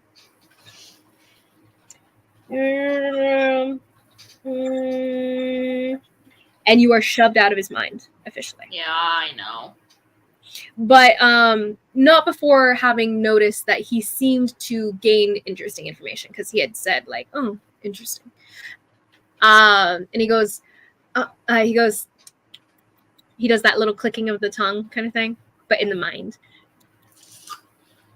Perhaps you should train your mind a little bit more before you can play on this level, play on this field. You're one to talk. And she's like looking down at like as he's like on the floor still, and she's like, He goes, maybe you should train there's a mental everything else about you. Yeah, mental shrug, and he goes, "This is not my playing field. All at rest." He goes. She like, okay. He just goes, "I believe all of you are under a misunderstanding. You seem to think that I was invested in Lusitania's purposes and goals. I was merely here as a helper of sorts. Exchange of powers for future endeavors. I am no more at understanding of her purposes and her pathways than you are." Then what is your end goal here? What do you My want? end goal was to enlist Yujiwan's cruder methods for future use. A favor that she would owe us eventually. Wait, sorry, say that again. Sorry. Oh, a favor that she would owe us eventually. Us. My They would know us? That they would owe us. Oh, us. Who sent you?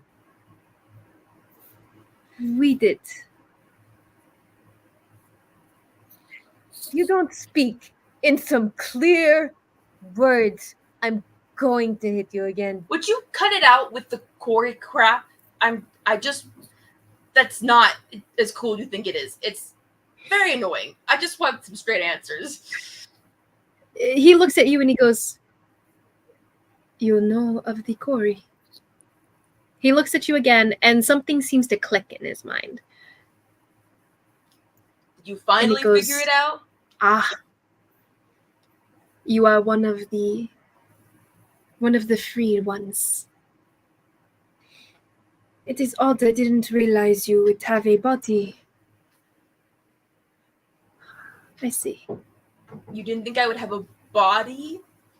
He starts to speak in Corey, actually, cocking his head at you. And he says in Corey, he goes, as far as I understand, we are the only people who have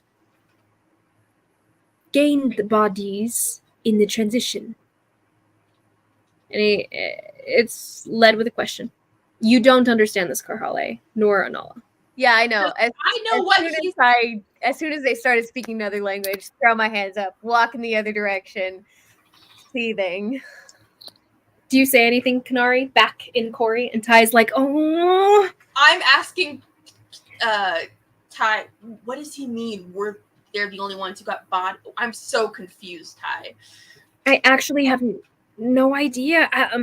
Maybe we're not the only people who were kicked out, maybe? Souls that, or maybe, I don't know, just other Kalistrar. Maybe there's more than just Adar. So to Konotash, she's like, so who are the free ones? He cocks his head again and he goes, in Corey, and he says, yeah, she's speaking in Corey, I believe I'm okay. He goes, I believe I'm communicating with the mortal spirit here, correct? And Ty goes, you don't like that. And what about it? He goes, whoever you are.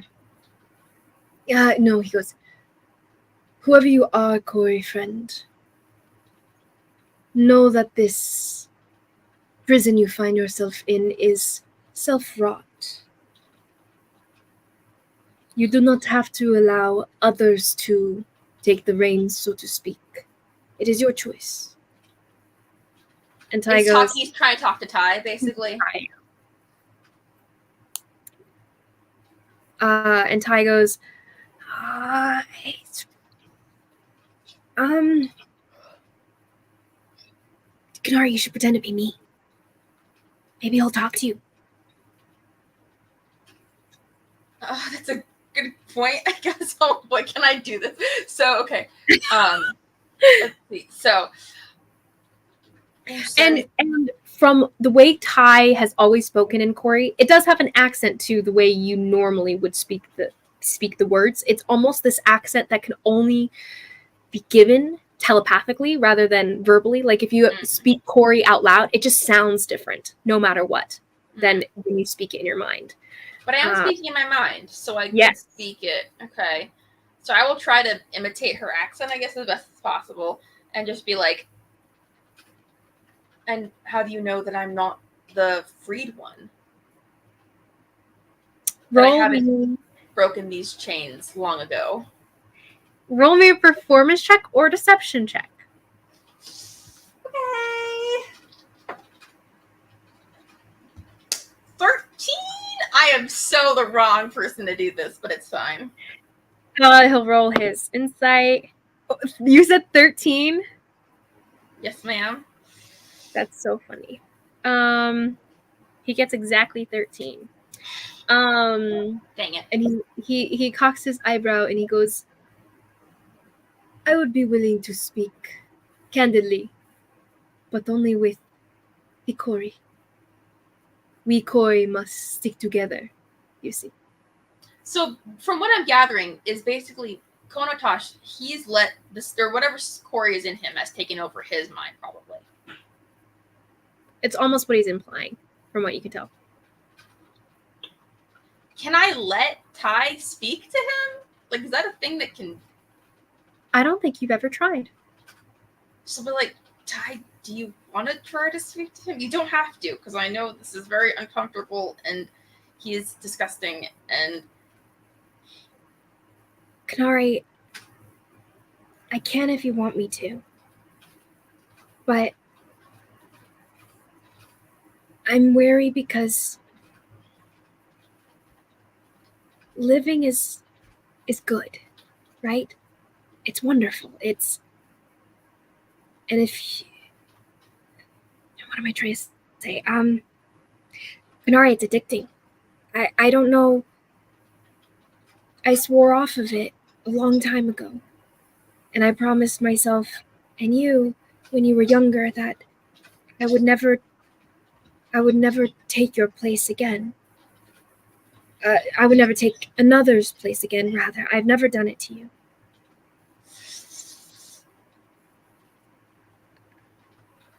It makes me nervous that it'll make me want to.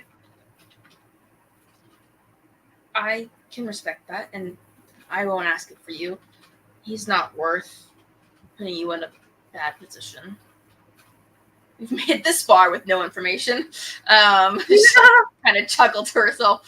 And then she'll just be like, well, maybe she doesn't want to talk to you because you aren't worth her time.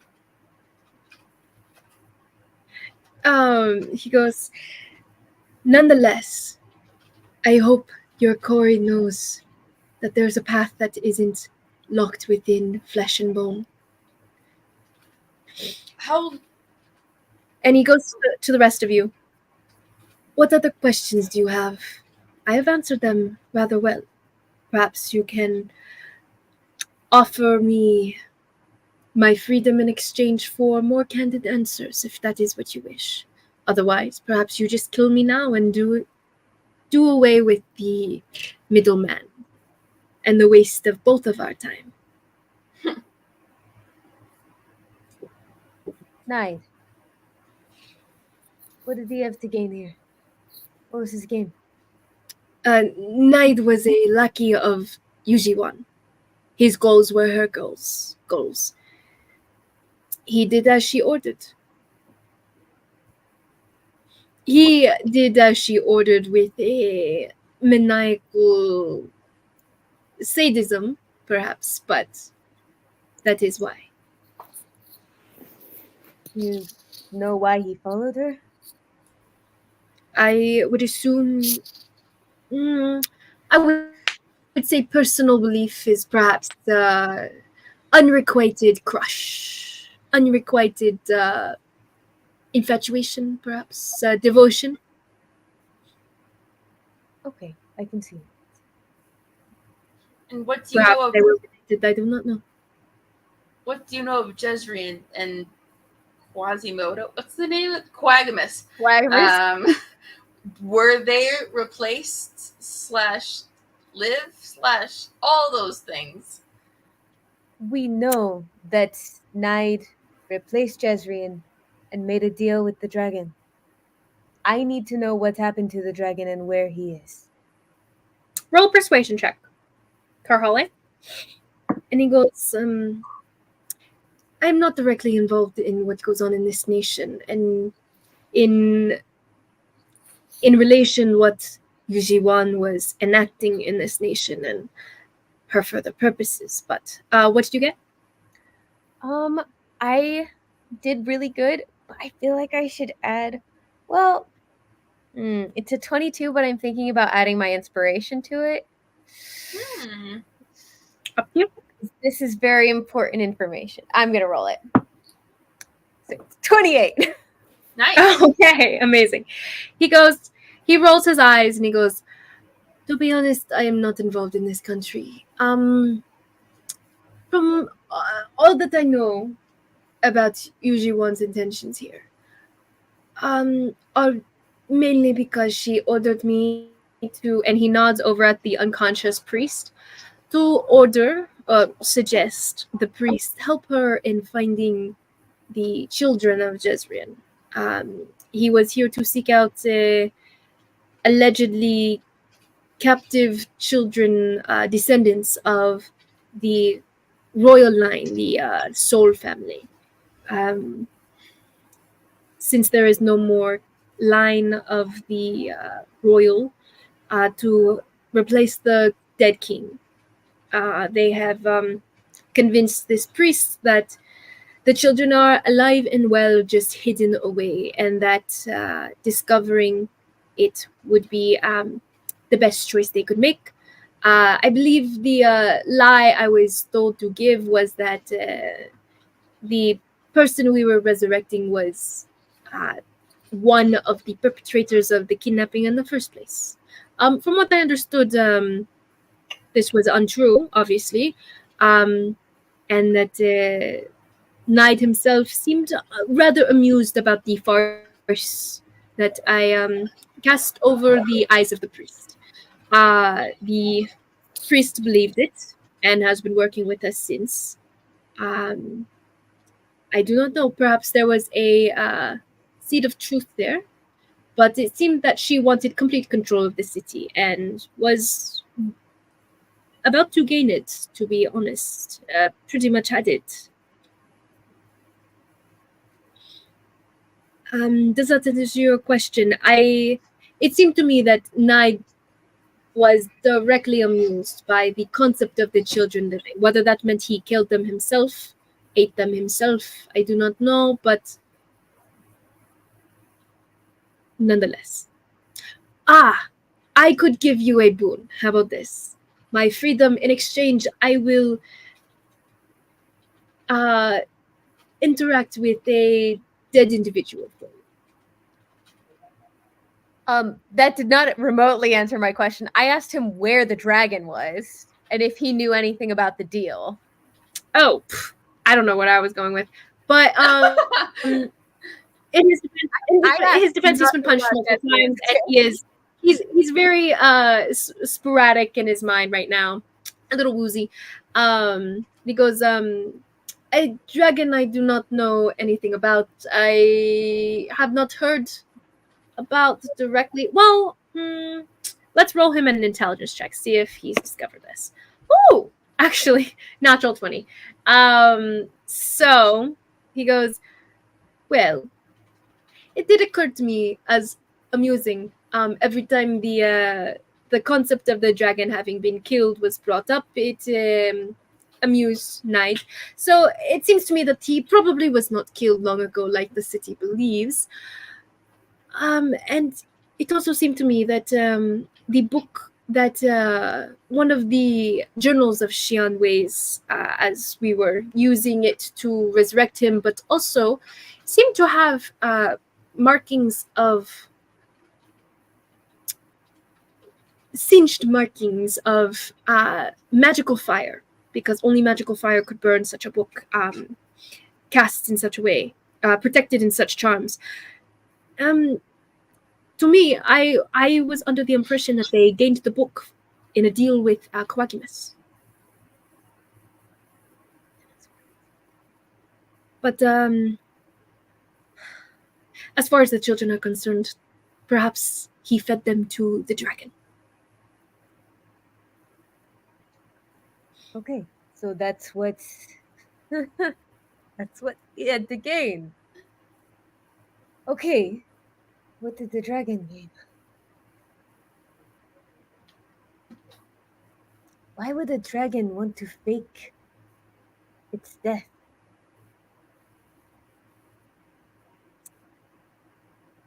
I would not know. Well, also, this is not the first time that we've heard about things being singed with a magical fire and clawed and stuff. There was those murals in that temple way back when. There was that thing inside that pillar that had what's her face? Atoll was talking to that you almost knocked over with your earthquake or whatever. Mm-hmm. What? At the spring. Mm-hmm. Springs. There's been several places that were someone's small. been trying to erase some sort of history and knowledge by magical fire. So I don't know what the heck this is, but whatever. Okay. But in response to what he was saying about he could talk to a dead body, kind of like, I don't think we need you for that. I mean, Anala already found your spell scroll, and he kind of curses in Corey again. I think we have people who probably could do that. We have holy people here. I mean, not here. Sure. What, Shy? No, hey, I don't recognize any of this Corey. What? We got none of that. Do I recognize any of this Corey speech? Like, maybe not necessarily words, but do I recognize that it's Corey? Actually, you do kind of recognize the sound of the words. What? It sounds weirdly familiar. What? Okay. Just wondering. That's Like weird. a cadence, like a melody that you recognize. Where'd you get that? Gotcha. That's Kanari fine. will say to him, "You're gonna have to do better than that." And you and I both know that if you get killed out here, there's no way that your quarryness lives on. So you really don't want that to happen to you. Whoa, that's a thing? He nods. That is true. There is also the level of understanding that if I am too frank, too open with outsiders like yourselves, then my life would be forfeit anyhow. Ty, do I count as an outsider now? Probably, I guess.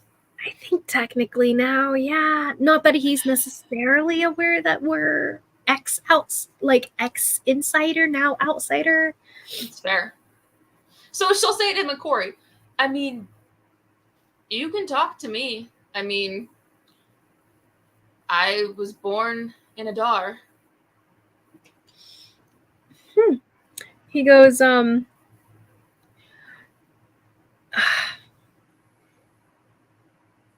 he, he kind of chuckles and he goes,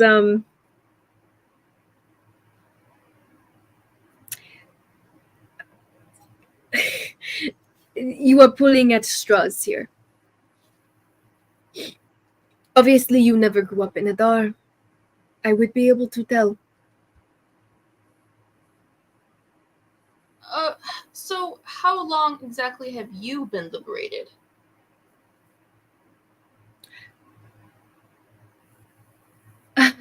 He looks at you and he goes, I have been since I was, brought in. Brought in? Since I was given this body. Oh, so it's you that I have to thank.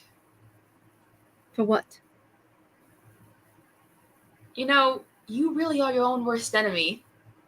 If you hadn't cast me out, I don't know, 17 years ago or so? I lost track of time. Then maybe you would have gotten through with all this. And there's just like the dancing thoughts behind his eyes of just like understanding and coming to the conclusion that you're implying here. And he goes, you are Konotash's offspring. Ah, everything makes much more sense now. He goes, as Konotash's daughter, I am... He goes, as Konotash's daughter, we are appreciative that you have survived such feats of plausible death. Well done. And he goes, and to you, Tai, traitor amongst her people. Oh no! Don't talk to Ty! He goes, when you finally leave this plane and exit this body once and for all, as it will be your last, I hope you recall all the people that you have abandoned in a fit of rebellion. She's gonna knock him out again. And yeah, and just be like, she's like, Ty, this won't be your last body. If I have to crawl to Adar and die there, I promise. Kanari, he thinks that's an insult. He thinks it would make me sad. He thinks it would be harsh or whatever. I don't know, but Kanari, we left. They kicked us out, but we left knowing at least I knew this would be my last life, and I was okay with that. I still am okay with that. I don't want another life, Kanari. This is my life. Your life. And I get to enjoy it for a little while. What? I get to enjoy it for a little while too. It's not mine. And I am merely blessed to be able to be with you through it. So don't listen to him. I'm not. It doesn't mean anything to me. And there's a little bit of melancholy, but she seems to believe what she's saying. Like, just tiniest hint. She goes, honestly, the only people I really wanted to stay with didn't make it over to this side. So it's okay. You're my family now, so I don't need them. Ty, you're too good. I'm sorry you got stuck with someone as terrible as me. Hate-filled, angry. I don't know. I think you deserve something a little better, but I'm pretty sure you are far better than what you're describing right now, but that's just my opinion. What does he mean about your rebellious phase? I'm While I did kind of reject all of the Corey principles and kind of their society in a sense and decide that, hey, I was going to let you live like you wanted to live, whether or not they wanted me to, and just big taboo, you know. Well, you're braver than any one of them. You're not a sheep, and you should be proud of yourself. So, There's this like inner warmth, inner glow almost. She goes, thanks. okay, I'll check in with you later. I gotta figure out what to do with him right now. And she kind of turns to everybody else like, what? So, I don't. I don't have any care for him, but something does feel wrong about killing him a little bit for me. But maybe, I don't know, do you guys think we should just kill him? Or try to get more information out of him? I don't know. He didn't really give us too much useful things, honestly. Are you kidding? I got the entire motivation that Knight had in killing Jezreel. I mean, that's great, but Nide's dead. And he, and whoever he's with, is still alive and planning something. Do we know, have we been able to locate Xianwei's journals that she had? They're over here, says Atola, looking through. And she's just leaning against Shy as she's just kind of looking through all this the random stuff. And there's your bloody evidence. Also, I have something that looks kind of like the Aeltress that Shy found. I don't know, but it doesn't seem like it doesn't. Hey, that's It doesn't mine. feel the same. You don't actually feel this need of possession over it, Shy. There's No, the that's determination mine. that there. He just thinks Shy does. He just wants to. She goes, Shy's like, ooh, a pretty rock. Okay, just so long as we have it, and so long as we have the journals. And then I found, so you have to, and when I was going through the pockets of the priest, I did find this too. And she pulls out another little purple piece. This one a little bit smaller than the other two. And she goes, these are the only pieces though. Only these two. But neither of them really look like they're not the necklace that we had from before. I look over at Jenyan. He has presently, since Kanari got up and walked over, he's actually been hovering at the edges of your guys' kind of circle here. And kind of in the shadows of the edges of the cavern here. And he kind of steps out of the shadow a little bit and stalks forward. Intense, but quiet. Comes up next to you, Karhale, and he towers over you a bit.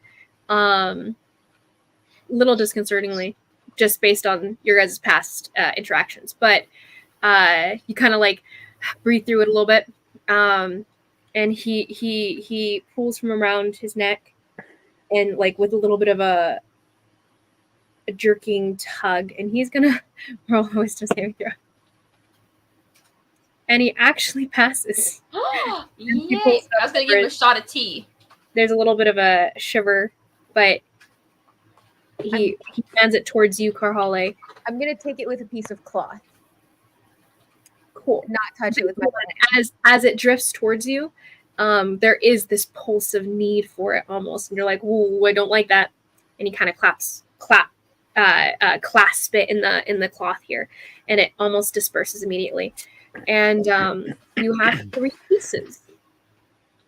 And Atol goes, "See, look. This one is like bright purple and like light colored. The one on the necklace, the one on the cord is like dark and murky. It's like blackish almost purple. These two seem like, I don't know, pure, I guess a pure form, like gemstones when they're cleared out, pristine or something. I don't know.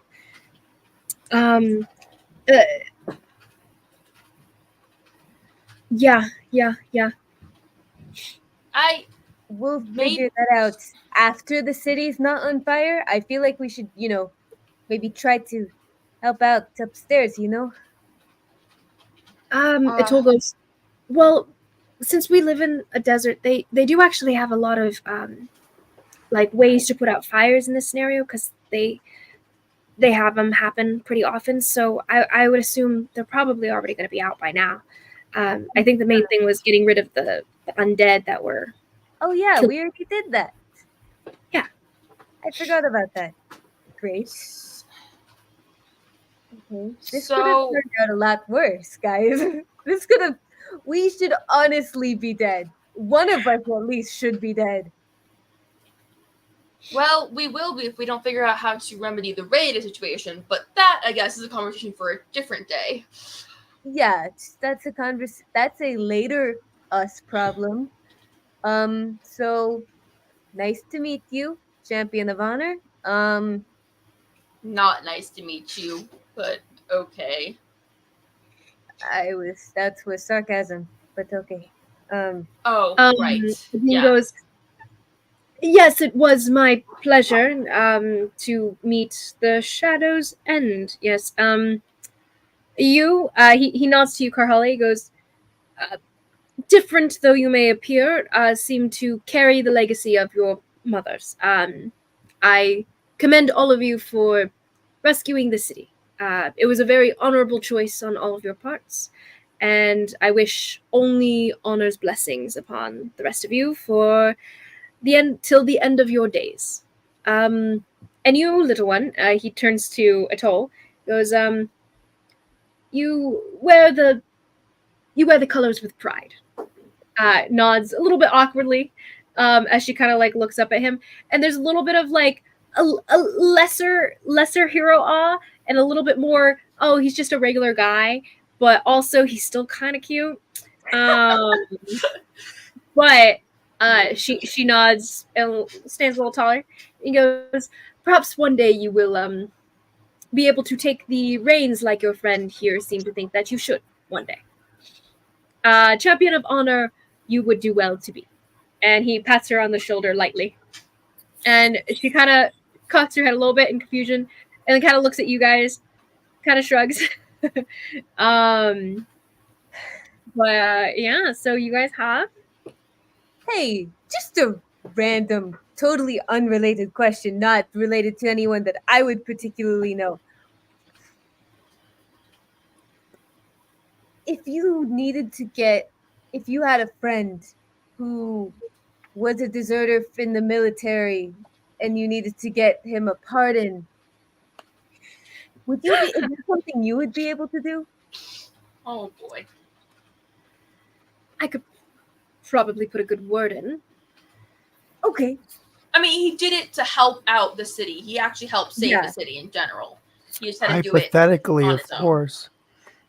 Yeah, All Yeah, hypothetical. All hypothetically. hypothetical We're all person. saying hypothetically. Yeah, hypothetically. Well, hypothetically, if I met this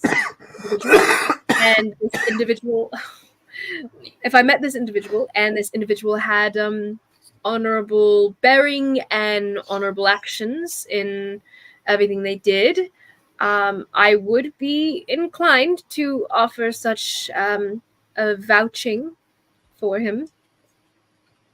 Hypothetically. Hypothetically. So what are you gonna do There's now? a bit of a smirk. Just go back to And Karhale's blushing profusely. DM, Mm-hmm. way back when you said I recognized his sword, right? Yeah. Can I, while he's talking to all of them, can I try and steal it, please? do it. Well, the thing is, Aww. it's like taking. You can, Mm-hmm. but it's also like taking someone's shoes. You know, like they're not gonna not notice you taking the shoes. Like they might I not know. notice you initially take the shoes, but immediately after they're gone, they'll be like, "Where are my shoes?" and everything. But if she swaps it for a regular sword, he might not notice right away. If the weight's still there. The weight's definitely heavier for And I big don't old have another white sword. I have a, versus Or a rapier? I have a rapier. rapier. What But a kind of rapier weapon is much this? lighter.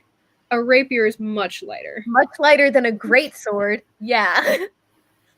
he's got like she's talking about like one of those big anime swords. Like you It's whip a it great out, it's this huge magical weapon, you know. It's okay. I would say go ahead and try. It will be a harder check because it's literally like kind of taking the shoes off someone's feet, but also he will pretty much notice it immediately after. So you better have a place to stash it real quick. And an excuse. You sure? Are you sure? This guy could screw us. No, for the it's okay. entire country. You mean with his influence? I was gonna With say his he doesn't influence. seem like he's that tough. I'm not gonna Oh lie. no, he's just incredibly powerful. I'm saying if you want to steal it, we're gonna have to kill him. Then no. If you want to try to convince him that you guys deserve a gift, a boon of sorts, go ahead. Well, I'm not good at that. Yes, so. yes, let's do it. Do it. Do it and No, all it's that. okay. Give your best No. little one-liner of like, Come on, No. Feel it. Anala or Holly The doesn't worst want he to try could say it. is no. The worst he could say is no. No, it's okay. Fine, Kanaro will step up. Ask him out. No, ask him out. Sleep with him, then steal it on your way out in the morning. Yeah. I'm not joking. I'm really not joking. I'm seriously, completely not joking. I'd rather die, honestly. You Fine. could. Carholic, just ask him to give us a. I don't know anything about it. Oh, none of us do. Dang it. None of you guys do. It's fine. I was gonna say It's not Kanari worth will. it. Sharing is caring, and none of you care. None of you care enough to share anything with Karhale. I've let you in my mind palace several times. Okay, it's fine. Yeah. Atoll does step forward though, and she goes, excuse me, you know, what am I saying? Listen, and he kind of looks at her appraisingly, cocks his head, a little patronizing, but she steps up and she takes it, and she goes, listen, you seem you seem like you seem kind of full of yourself, kind of a dick, and listen, and he goes, I don't, and she goes, no, I'm just saying that's the way you come off, but in a weird way you also kind of seem like you do care about people in general. And he's like, of course well, yeah, but listen, if you're going to be a champion of honor, you have to actually, do the whole bit and, care about people. And I recently learned that people include even the people that some might say are shaitan, okay? So just think about it, okay? She said, what if she's right? And if she's right, that means how many people are just blamed for being something that isn't really what they are. Ooh, At least tell not him, girl. So just think about it. If we're right, Going again. so then what does that say about you and the rest of this country's honor at the moment? And she's gonna roll a persuasion check. Regardless, Karhale's glowing again, practically with daylight. Aww. Daylight, that's cute. It's a natural 17 plus Everything. nothing. No, just kidding. Really? It's plus 3. Oh, okay. So that's a dirty 20, babies, and it's pretty convincing. And she seems to stand a little taller. She seems to have grown maybe a half inch recently. Aww. And he kind of like settles down a bit, and he goes, grunts a little uncomfortably. I'll give it some thought. Good luck to you. And he turns to go. Before he does, I clap a hand on his shoulder. I think You're an arrogant jackass who couldn't find his way out of a burlap sack unless the ministry gave him a map. But I think you could cause some waves. You've got influence. Use it for good. He goes, you have all definitely given me food for thought. And perhaps their connection into our government is a little bit deeper than I might have initially thought. He turns to the rest of you guys and he goes, have any of you ever battled in one of our arenas of honor? Have we? No. Asshole goes, I've seen them, never fought one. And he goes, there is normally a pittance of money that is part of the fight, and if you win, you will gain it, but it's nothing, really. The true gain is the honor of the fight, and as a representation of said honor, you also gain the other's weapon. I've won this weapon in said battle before. He turns and like levels his gaze at Atoll and he goes, I did see you battling with a weapon that didn't necessarily suit one of your prowess. If you are destined to be such a champion of honor, perhaps you can prove it by wielding something more honorable. And he steps forward and he hands her a weapon. Because they say this is blessed by Taylor. I question it. It hasn't really done that for me. They also call it the thorn heart. And he goes, and it doesn't really look like much. It's a big sword, but it's also, and she takes it and she like holds it and it like kind of like settles in the ground, tough, like louder than it should, clunks down, or not louder than it should, just as loud as a large sword like that should. But the fact that she can carry it is pretty impressive. And he goes, perhaps next time I see you, that sword will be looking a little more powerful. They say that one who wields it that is meant to brings out more of the weapon itself. And she kind of gives him a weird look. She's like, are you quitting or something? And he goes, no, of course not. That's ridiculous. Though I am perhaps gaining an apprentice. Good luck, child.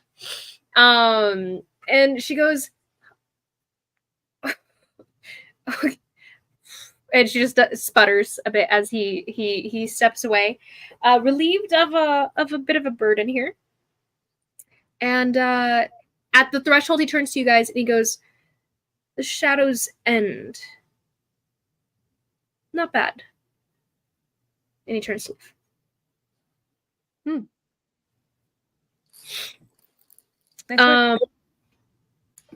Anala's never said the name of the thing she was looking for, has she? No. Dang She didn't say a dang thing to us. As you guys leave and like make your guys' way upstairs, we still have two live people tied up. Oh yeah, there's that. I just genuinely don't know what to do. I don't know what to do. Okay, to an extent, amongst your options, you guys could take him with you. You guys, based on your interrogation of Konotash, it seems like the priest was just a lackey. So any information you get from him will probably either be false or confused or what's it called? Yeah. Meaningless. But Konotash also obviously is far more important of a captive here. You guys could, in theory, take him with you to see if you guys could find someone that could question him better. Or keep him contained. I just hate, like, I don't know, like... What about we could take him to Akasha and Maroke? It's true. And what They've would they got do with more. him? They've got more, More resources. resources. They've just got resources that we don't. That's not a bad idea because I don't know. It just seems it seems wasteful to just kill him right now when like he has so much information. Like, and it's like Kanari is just not that petty, and realistically realizing that like she's now just piecing together that it's this Corey and not her father that really probably threw her out. She's kind of like, I don't know. She's just not. She's like, maybe Is her dad just a prisoner? yes, and she's like doesn't want. She's not letting herself believe it. You know, she's not like she's like. How sad would that be if Konotash is just like up there having to let this Corey have the steering wheel while they throw his kid out? His kid And so like yeah, right? and his wife Yeah. throw him out while he can't do anything. That's really sad. That is So really like sad. Kanari is not like she's not naive enough to say, well, that must be it, and she's not like she's not trying to hold out hope about it because like, but she's hesitant just to kill him. You know what I mean? So like, I think we should let the priest go, and we should. Is he like still like delusional about it now that?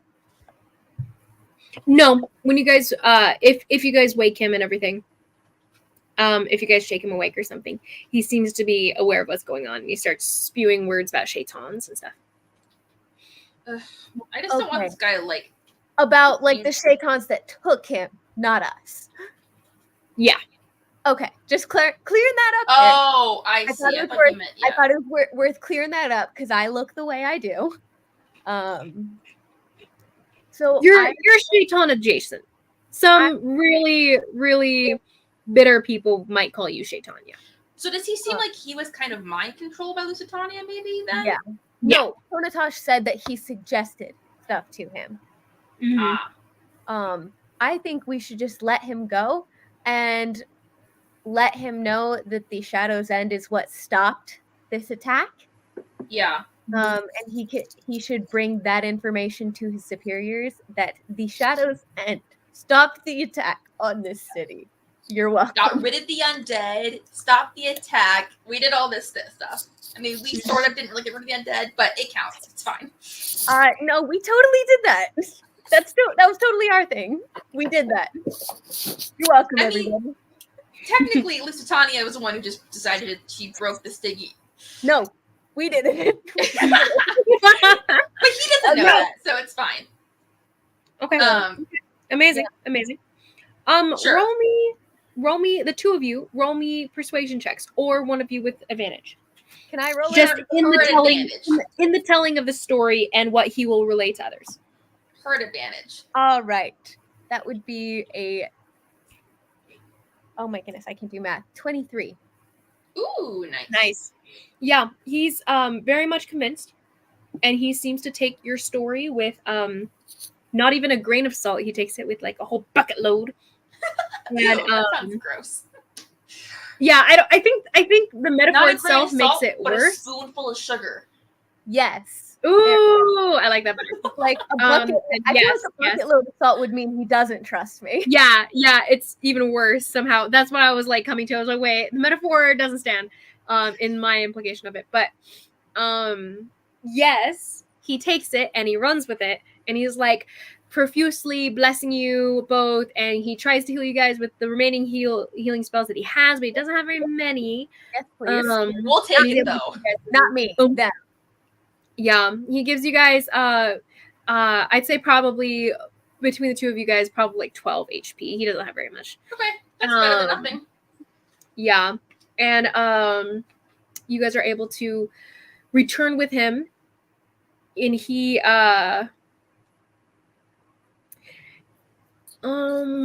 oh yeah, we loot the room for anything else useful, by the way. Oh yeah. If this was their like headquarters, you know what I'm saying? Yeah. Like, but do I have the bag that has the journals? That's what I was looking for mostly. The journals. You have the bag that has the journals, yes. Okay. And you guys have a bag of holding. Nice. As the bag. Mm-hmm. I'm so There I isn't. can put all my fragile glass things in there and not risk them breaking. I have so, Uh-huh. I have so many glass things, and I'm a tank. Mm-hmm. Things, man. It's true. But yeah, so you guys are able to kind of check in for any other loot. There isn't really anything. And Nala looks for Okay. stuff, but for the most part, it's just kind of random items that are of no value. Around things like burned remnants of clothing, burned remnants of belongings, and stuff like that from some of the people that had died, as well as the cages themselves, but nothing of use there. Some just bones and stuff like that around the area. Okay. Up above, there's a stone altar, but it's not necessarily something you can take with you. Looks beautiful. Might be sold for a price, but something not really transferable. And beyond that, yeah, nothing beyond what she had in her bag of holding here. Okay. As you guys ascend to the temple, we'll perhaps end here and take up with Okay. a bit of a interlude, I suppose, next time. Dang. Yeah. So I will say that before they get too far, Kanari she's gonna like reach into like, oh, where is it? Because it's been a while since she got it, and she'll finally find it, and she'll pull out this beautiful carved orange like stone necklace that she bought forever ago, and she's like, yes, to like goes up to Dinian's like, so I know I tried to give this to you in that dream thing, and not when you talk about that because that was, it's in the past, it's fine, but I don't know if you would take it now. The orange, it's supposed to represent, good luck and hope, I think, and all that. So that's what they told me anyway when I bought it, because I couldn't see it. So I hope it's as pretty as they said it was. But you don't have to wear it if you don't want. I could. he goes, Xiaoten, I would love to wear it. It reminds me of you. And he reaches forward to grab it. Okay. I still have that ring, and she's like pulled because it's too big for her, so it's not a necklace. She's like, I still have that ring of yours. Helped us to find you, which was good. So I don't know if you want that back too, but I lost what you gave me. It was taken from me. I'm sorry. No, that's okay. It's not your fault. The little doll that I had years ago, it's fine. It's just a doll. I mean, it's stupid, and dolls are for, kids, I guess. So Does Atoll hear that? Oh, Atoll does hear that. She goes, found it. Oh, a doll. Wait. And she kind of like runs over to Shy and like pulls through some of the stuff that he's carrying, kind of just in his arms. She goes, I mean, is it this thing? And she kind of cringes at it, but she doesn't say it. Like she tries not to like make the voice cringe kind of thing. But she like locks eyes with Karhale and makes like a little bit of a wincing look at the little ugly doll. Listen, I made that a long time ago, and I didn't mean anything. I was going to throw it away, really, but he wanted to, he thought, like, so. He kind of looks over and glowers at her, and she kind of shrinks back a little bit. And I've not been ever good at art, cute. Okay? It's great. Any kid would love it. Here you go. And she brings it over. And he takes it in between his like two large like claws of fingers.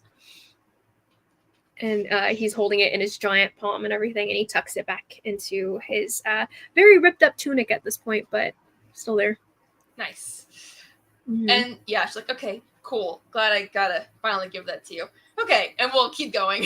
She's still very like not sure how to handle this being with him. And with a pep in everyone's step, you guys make your way back upstairs. Wait, I have a thing. So after the whole thing dies down and like things are starting to like click in Karhale's mind, I'm like flipping over the sending stone in my hand, and I'm like,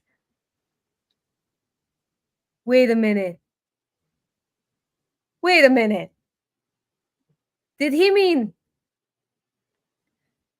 And I said,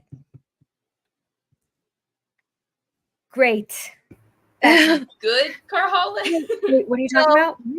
No, I'm good. I'm good. I'm good. I'm things fine. Cool. It's I don't even have to try to figure this out. You're lying, but okay. it's fine. Oh. It's Um, totally fine. I'll figure it out later. I think. I hope. Okay. Okay. And with I Carholly's want that conversation to happen later. Anyway, can you? we'll definitely take up from there next time for Echoes of Mesona. So yeah, good endings, guys. Good endings, I think. Good interrogation, methinks. You know. With the captive for future reference. Maybe a little more pressure in a different manner soon. I want Miroke to interrogate this guy. I was, yeah. Mm-hmm. I am sorry, Nathan and Rachel, that it was mostly just me and Aaron It's talking. okay. I mean, you could have jumped in, but there's not much you really probably could have said to him, I guess. Mostly. See, here's the thing. It was mostly you, but I interject myself in everything. I know. I mean, it was just the thing at hand tonight, I guess. So I felt, but anyway, It's okay. it's okay, whatever. It's fine. Do you wanna Fun end time. live? Yes. Oh yeah. Oopsie.